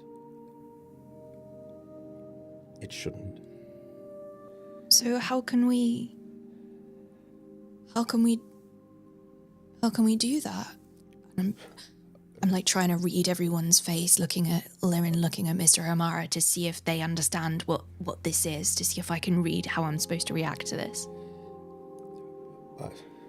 I thought that's what you would have figured out when you got here. What have you all been doing then, while I was trapped here?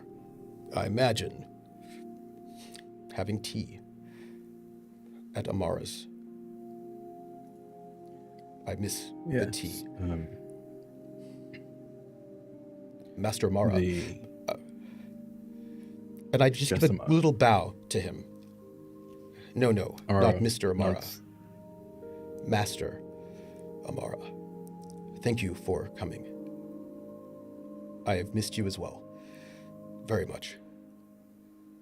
I see the staff trading has come in helpful. A little, yes, thank you. I've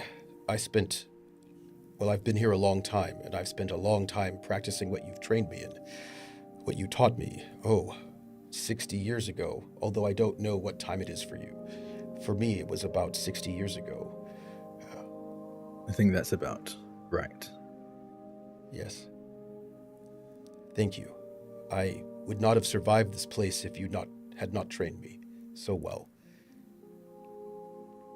Don't thank me just yet. We haven't gotten out of here alive yet. No. Liren. It's you. My best friend.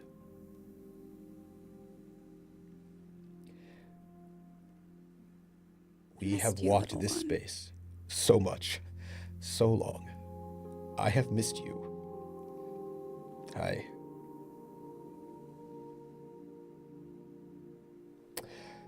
You were the older sister that I always wanted. And I am so glad that we are back in each other's company. Although I'm also sorry you had to come back for me. But it is you and I together again in the fold, defending those who need defense, and finding some way to get you out. And that other me out. I will always come back for you. I will always find you. I put my hand on Liren's heart. I love you so very much, Liren. And knowing that my dear friends were on the other side, made bearing these centuries, I think, I don't know, worth it. Did you find a way to make Tufa, the device? Have you made it already in this possibility, or have you not yet made it?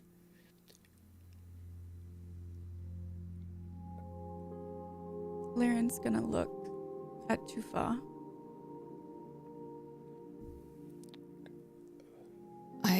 I'm looking back and I want to reach out my hand and hold it, but but my expression is a bit vacant. Like my kind of eyes are inquisitive, and I don't really understand why you're looking at me. I don't really I think you'd be able to pick that up from all the time that we've spent together. Oh. But I want to be there. I want to be in the moment. I'm holding your hand. I'm with you, Come. Liren. Tufa, you are going to save us all. I look to Liren and I look to Amara. There's something you don't remember. I remember, though. Liren said something to you once in Amara's home. The younger me, I guess, doesn't remember either, but I do. It was about how we make a choice.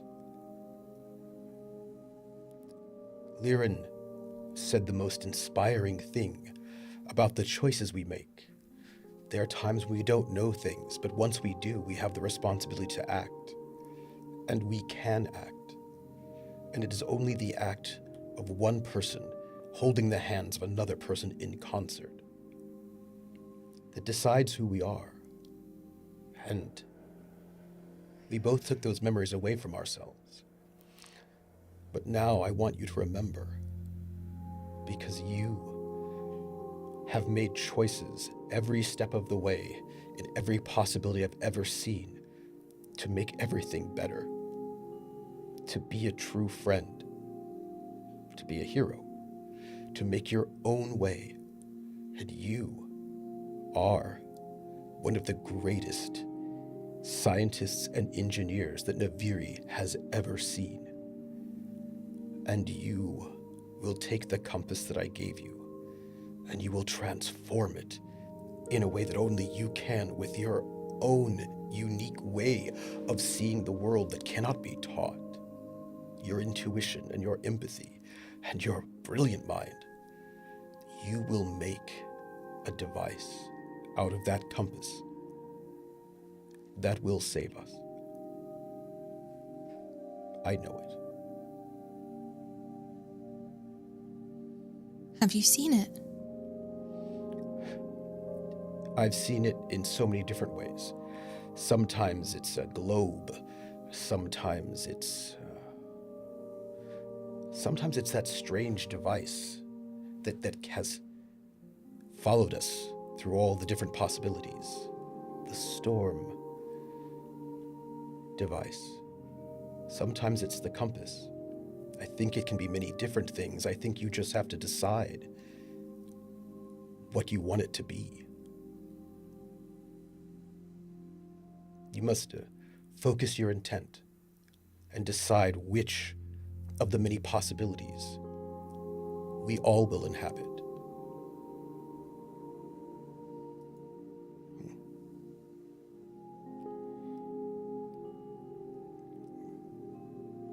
I think But I in already all of them- decided. Did you?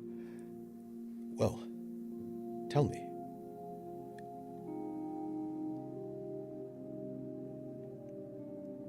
I think it's better if I show you. Well, we should probably do it not right in this location. We don't have much more time before the hound returns.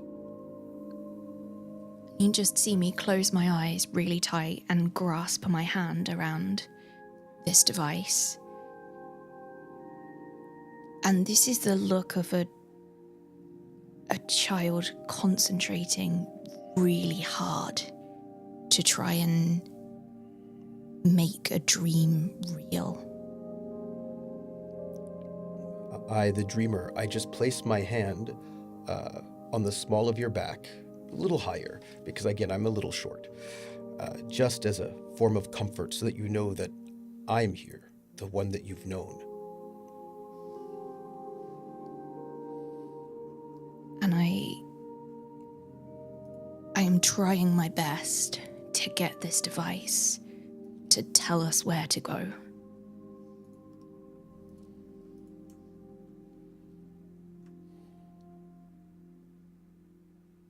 Okay. I would like a roll.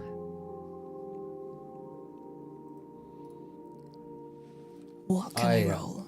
There are so many answers to this question you have posed. Do I need Might to I tell you what give I'm an- specifically Yeah. looking for? Yeah. I'm- I An think so. assistance.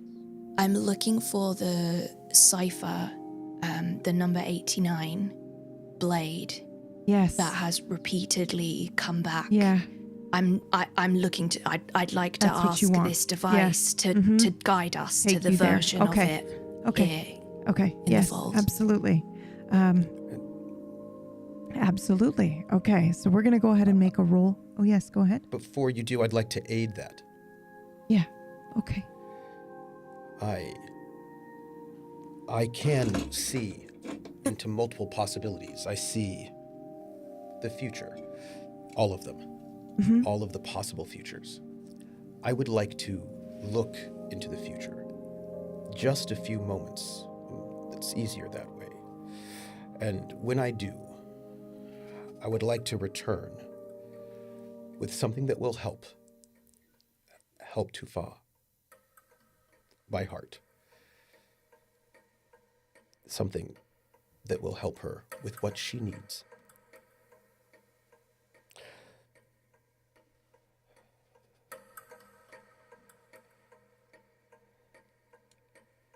I imagine it is a piece of lightning that will aid you to find what you need. It takes a bit out of me, but I hand over a piece of lightning. Don't ask. It is what it is. And I hand it to Tufa. This will help. And it's heavier than I expected. I wasn't I wasn't expecting this piece of light to weigh something, but it does, and it's cold. And it tastes like ozone. Do I eat it? Oh. We do have that habit of eating things that we probably shouldn't, but it has helped us so far. Mostly. Do I know what you're looking for specifically in this moment? Do you make this vocal? Don't Yes. think I've said it. I haven't said it, but yeah, I think you would know, Wakiti. I think you would know what I'm looking for. Yeah. I think So if you've said it, then Amara would know. Yeah. as you search for this, I kind of look down at my side at the version of the Stormbringer that I have that appeared again on those coasts. And I think I take Tufar's hand, these very, very calloused hands, and kind of open up one of your hands and then wrap your hand around the handle of this battle axe, this Stormbringer. Just say, concentrate. Trust your gut.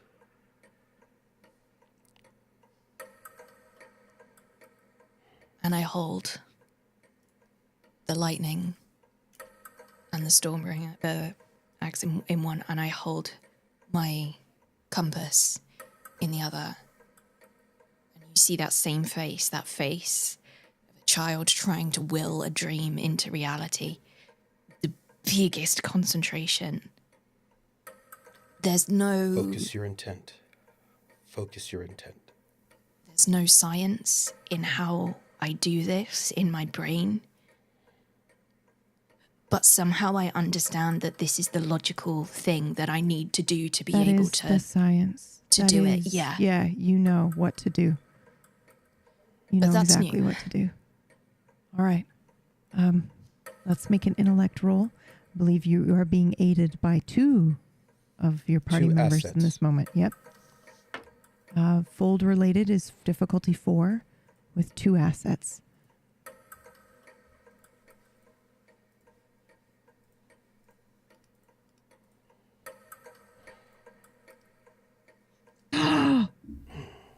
Success. Now you both came in to aid, but Amara, I'd like you to take the narrative a little bit and explain. I think as you reach for this version of the Stormbringer, what version may or may not be in the fold, I think it's less of a case if you find it, but you almost send this Stormbringer to the state or location, space, time in the fold that it originally was from, as you see it almost dissipate into a mist. And you can, I think your compass, maybe even, maybe very specifically Lyrin can even see this kind of trail of macronic energy leading us forward, but I think us specifically, we see the compass reacting, point us in a direction deeper into the fold, into the center, as it seems to be leading us to the almost ground zero of the fold. Which is a broken bridge. And who do we see, Amara? You see an orange-skinned, blue-haired / finned Nagi. I think by their side, frozen in a almost battle stance, but maybe slowly begin to move over to get closer. Someone almost seems younger but identical to them. You see Commander Braze and Leanne, the Tidal Blades. And at Commander Braze's side is a version of the Stormbringer. You see almost like this mist materialize into the Stormbringer at their side. This time looking more worn and used than it was previously in Amara and Tufar's hands. It almost seems like this one's seen recent battle, but that battle has been frozen for the past 20 years. And I think Amara almost freezes in place as they see these two. Amara, it's okay. It's okay. Time is not passing for them. I don't know if And they're frozen, right? They're not moving. Right now they are frozen, yes. But I think you would know, especially because it's your device, you know how it works. And also, I think you've been in the fold long enough to understand that maybe there's another time where another set of heroes come in here and they are not frozen and they are able to talk to them. That time isn't now, it hasn't happened yet, or it happened before, but you weren't here. But for now, they are frozen for you. And perhaps there's a hint of a few names, maybe, that kind of float by your mind. Axel. But you know that that's not now, and Commander Braze is frozen. Mara, I'd like you to roll an intellect roll for me, please. Difficulty 4.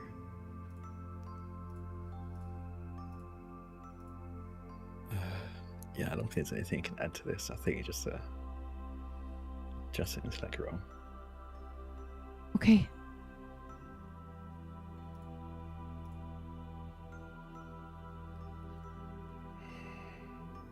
Okay, that is a failure. To be clear, her mouth does not move. You lied to us. You knew. You knew what was going to happen and you sent us in anyway.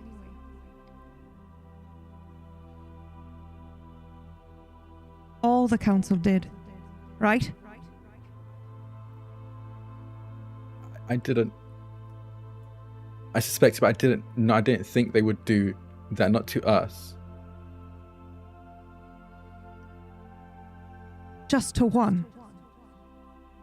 You knew that they wanted to trap someone in here. You just didn't think they would sacrifice us, that they would trap us. Well, what did you think was going to happen? Did you really think we'd be able to get out in time? I trusted them. They told me we would have time to move. If I'd known, I wouldn't have let you do this. I don't believe you. I don't believe you.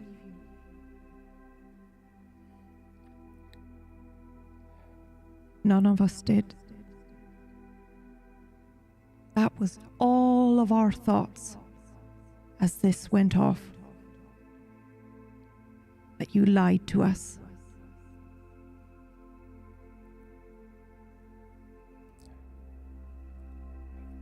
Liren. That's not true. Right? Can we hear this? Yeah, I think you can. It's a voice that sounds like it is coming from all around you. Again, her mouth doesn't move at all. If you would like, you may roll an intellect roll, the three of you. But Amara did fail his. I'm going to ask. Mm-hmm. I'm going to assume that I have a hindrance on this. I think so. I think everyone except for Liren. I think, Liren, you actually have an asset. Because I have I have an inability to detect falsehoods. And if this is in a way false, then I will have a harder time with it. Yep. That's absolutely true. What is our difficulty? 4. So for me, 5. I will spend a lot of effort because I believe in Amara. I believe they're being unfair. I will spend 4 effort because Amara is my brother.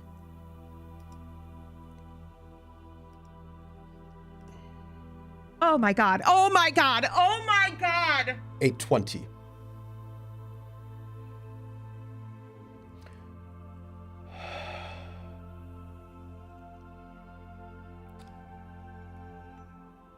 I think I'm going to tell you something, and then I'm just going to, that's your launching pad for this next improv scene. They have no idea this is coming, but here we go. You rolled a 20. It's a major effect. I'm going to tell you that you recognize in an instant, maybe because you've been here for a while and you know how things go. Some of this, there is truth in a little bit of it, but it is twisted. It is an illusion. The being that is trapped in this space has the ability to do this and is speaking as if they are this commander. But they are not, and you know that. But this being is also the one that is after Lyran and all of her kind. She wants to collect them and consume them, and it will break the fold down and let her out. And I don't know how you knew this. Maybe it's how you and Lyran met. But I also saw what it did to Jacko's parents. I know how this thing works. I know how this works. Unfortunately, I've seen it twist things for a very long time. Thoughts, people, bodies. Lyran was, well, not Lyran. Well, I suppose also Lyran. All of them. Amara. Look at me. Frozen, staring at the commander. Amara, look at me. Please. Didn't know. I didn't know. You didn't know.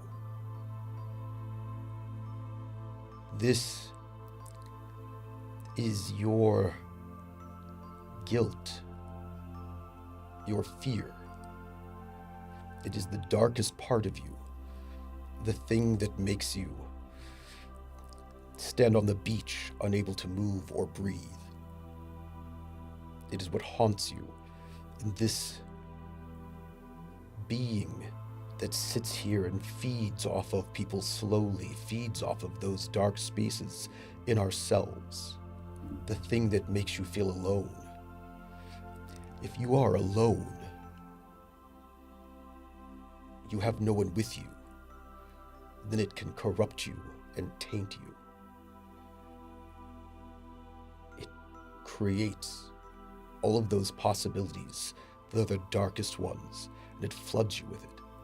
But this isn't true. You are not alone. How Lyran. sweet. Tell them the truth. I don't think you would like that if I did, because it wouldn't be good for you either. You don't frighten me, I should. friend. I should frighten every single one of you Navirians. I am coming for you. I will get out of here. I've seen it. No. You've seen a possibility. The landscape changes, and it is now a broken, destroyed version of Naviri. Statues toppled, buildings destroyed.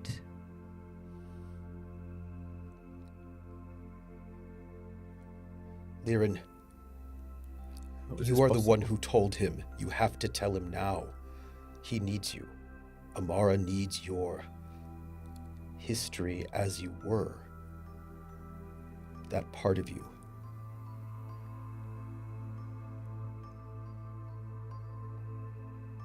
We fought to stop this. That's what I want. That's what we wanted. We wanted to fight to stop this from happening.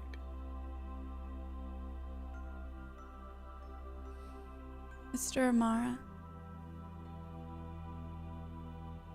Mara flinches, I think, at hearing that.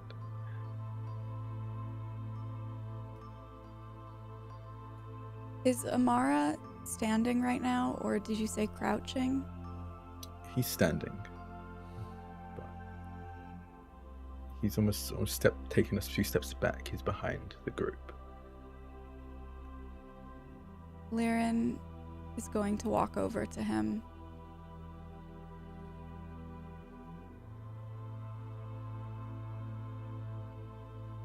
You are enough. You did not know. You could not have known. You warned me. You told me, and I didn't listen. I trusted. I thought they wouldn't do something like this to us. Mr. Amara, you are never at fault for an open heart and a trusting soul. Don't lose that part of yourself.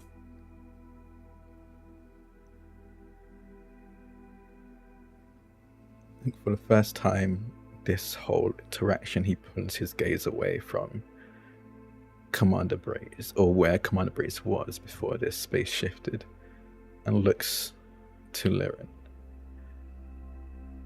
And I think even without him saying it, I think in this moment, you know he's not seeing Liren, he's seeing Alir. I'm so sorry. I'm so sorry. I didn't listen to you. I'm so sorry. I failed you. I failed all of you. I couldn't even be here to suffer with you. I couldn't even do that right. Mr. Amara, it's the council that failed you, and the council that failed us.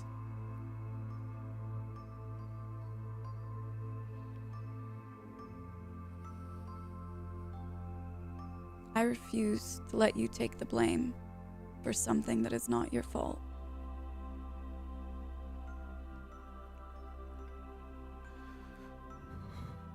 She's right, you know.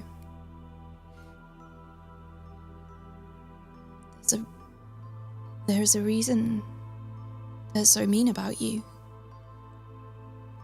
What would they stand to gain?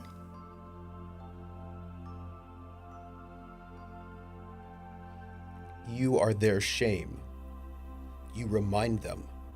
Every day you stand outside the council, their failures. And they project it onto you. But you did nothing wrong. Because people see their failures in you, doesn't mean that you are a failure. Liren's going to, so fast you can hardly see her, dive in for a hug with arms wrapped tightly around Amara on his left. Watch your left, old man.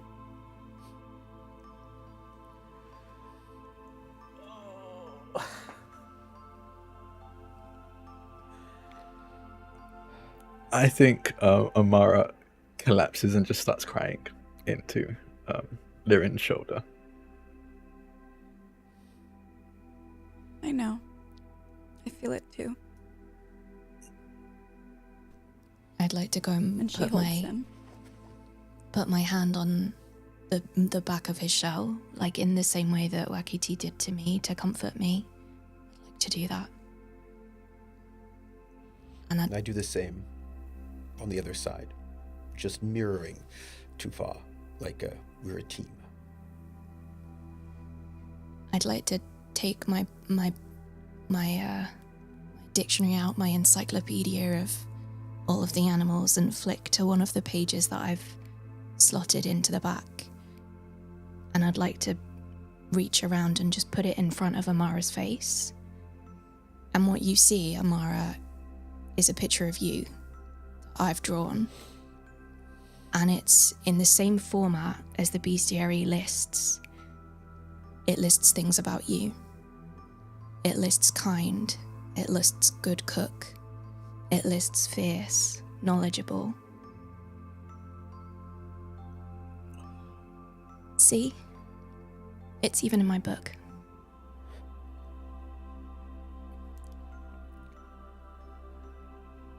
I don't think Mara can speak right now. I think it's Mara, 20 years of I wouldn't grief. be who I am. I wouldn't be who I am if you hadn't taught me. When you first met me, I was lost. I couldn't remember hardly anything. And you said to me, once, you said, are you sure you want to be an engineer? Maybe you should be a Tidal Blade. And that me could never believe that I could do really either one of those things. Because you were not in the fold, because you were outside, I could find you. And you helped me become a me that I never thought I could be. Somebody who didn't just watch helplessly, seeing but not being able to do anything, but somebody who was inspired by you, and trained by you, and mentored by you to be more than I could have been before. Thank you.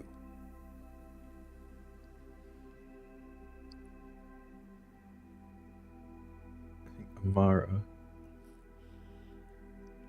the crying, the tears keep flowing, but I think the almost gasping sobs begin to slow. And I think slowly he gets back up. I think it takes a moment for him to let go of Liren, but I think he lets go.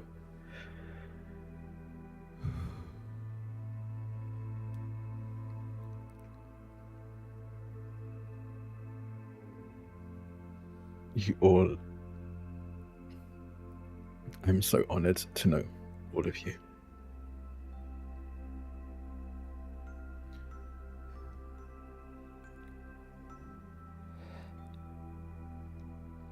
Thank you.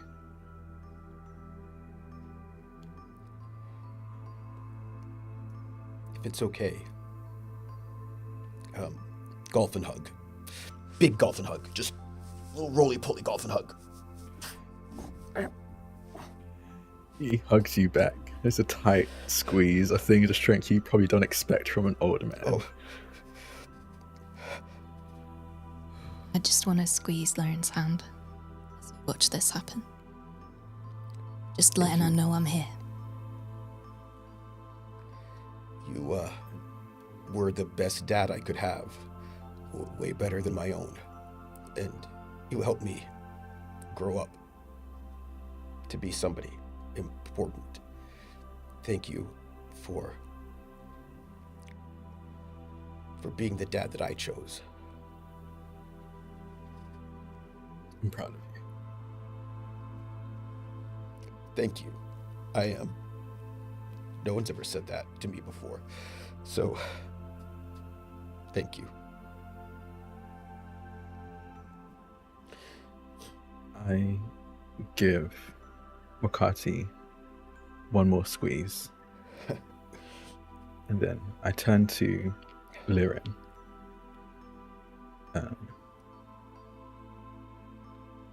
Can I say something selfish? Always. I haven't had a chance to really, truly say this. And I know it might not mean much to you, but I think I just need to say it. If you're in there at all, Alir, I'm so sorry.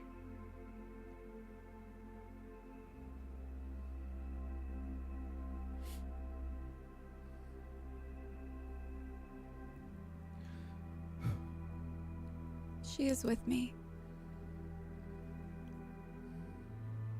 And she knows.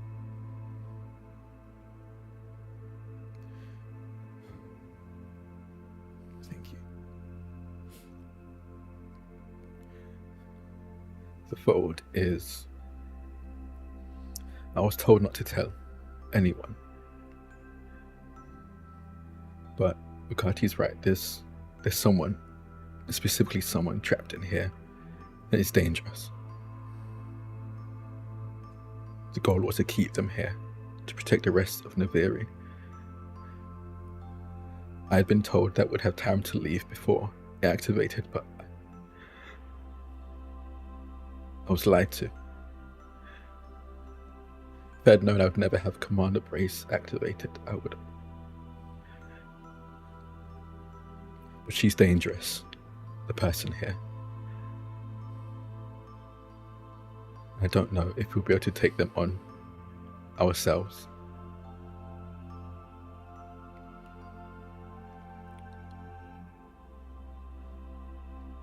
So we have But to. we can save the Tidal Blades, can't we? We can do that. If we can, I think we might have a chance. We do.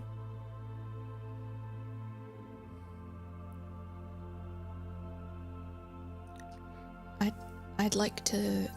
Are the figures still frozen here, or is the landscape completely? Have they gone with the landscape? I think they went with the landscape. And then I think the landscape left, right? When she realized she didn't really kind of have power over this moment. I think she let go, at least for the time being. You don't really feel her here. And so it's back to the bridge and it's back to the frozen individuals, yeah. I'd like to walk slowly up to them with my compass in my hand outstretched to try and take this familiar object. Yep. I'd like to try and pick it up. Yeah. I think you do that. I think you approach gingerly and you know that if you turn the right dial, if you flip it upside down, if you angle it just right, you can grab it without hurting her, without really kind of waking her up to the situation that she is in. Somehow you know now is not the time for her to move, but at some point she will. Now you just need to make sure that this device works. I'd like to take a piece of paper out of one of my pockets and I'd like to scrawl a little note that says, "You are not alone, we will be back." And I'd like to place it in the hand where this object was. And then I'd like to very gently step back, holding this object, this thing that's somehow extremely familiar to me. Yeah. But I still don't entirely really know what it is. But I've cut myself on it before. Not this one, but one like it, so I'm careful.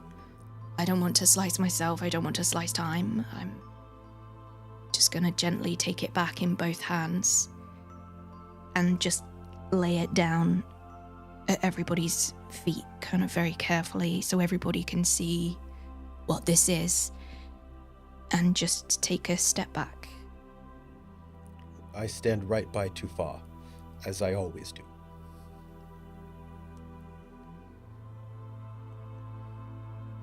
I think as you are looking at this device, time is frozen. We see our 4 dreamers and heroes here poring over this device. There is a voice that comes out of the fold. Bull? Bull, is that you? Yes. Is that you? And that's where we end the episode.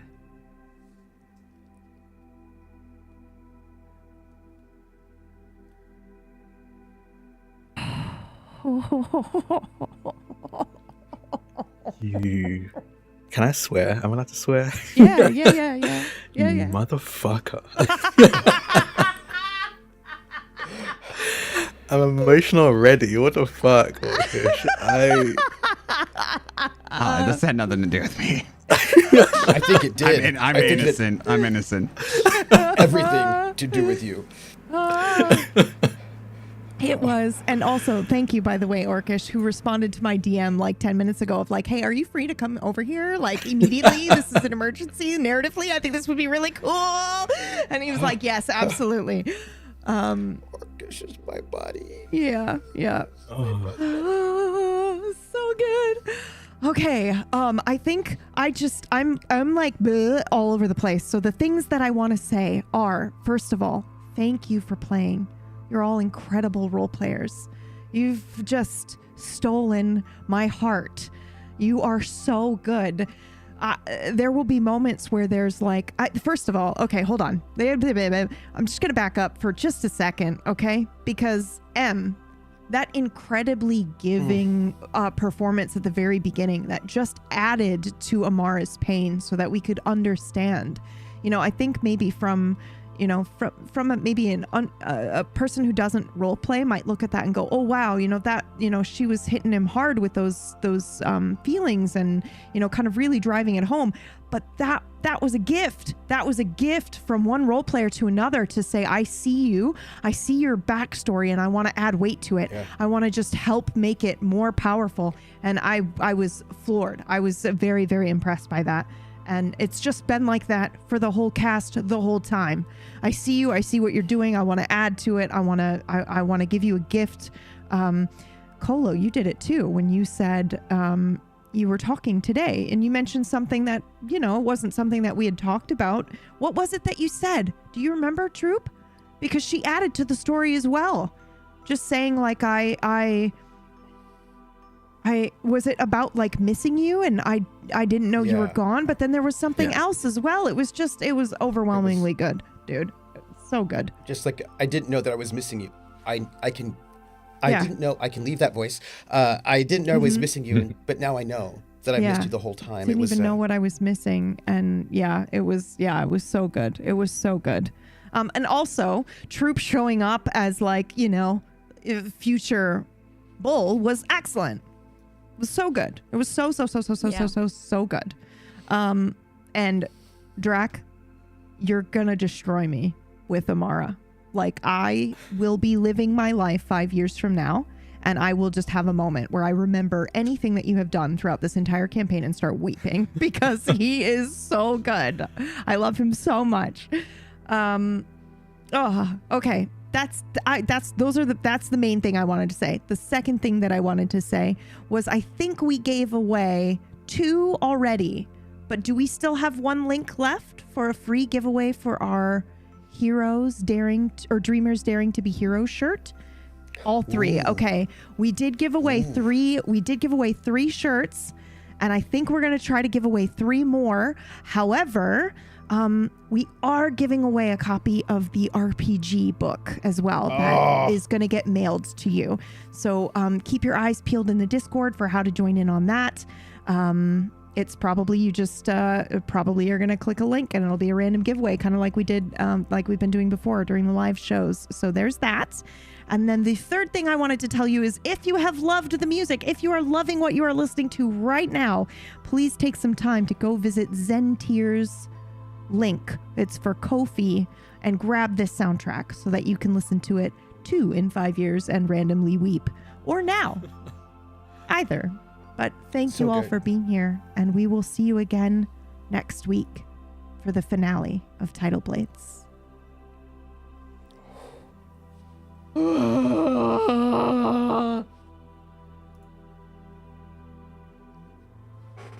heart. We are heroes and dreamers. We are restless believers, stronger than ever. Never say never. Don't look back now. Don't look back now. Rise up, stand with each other. We are sisters and brothers.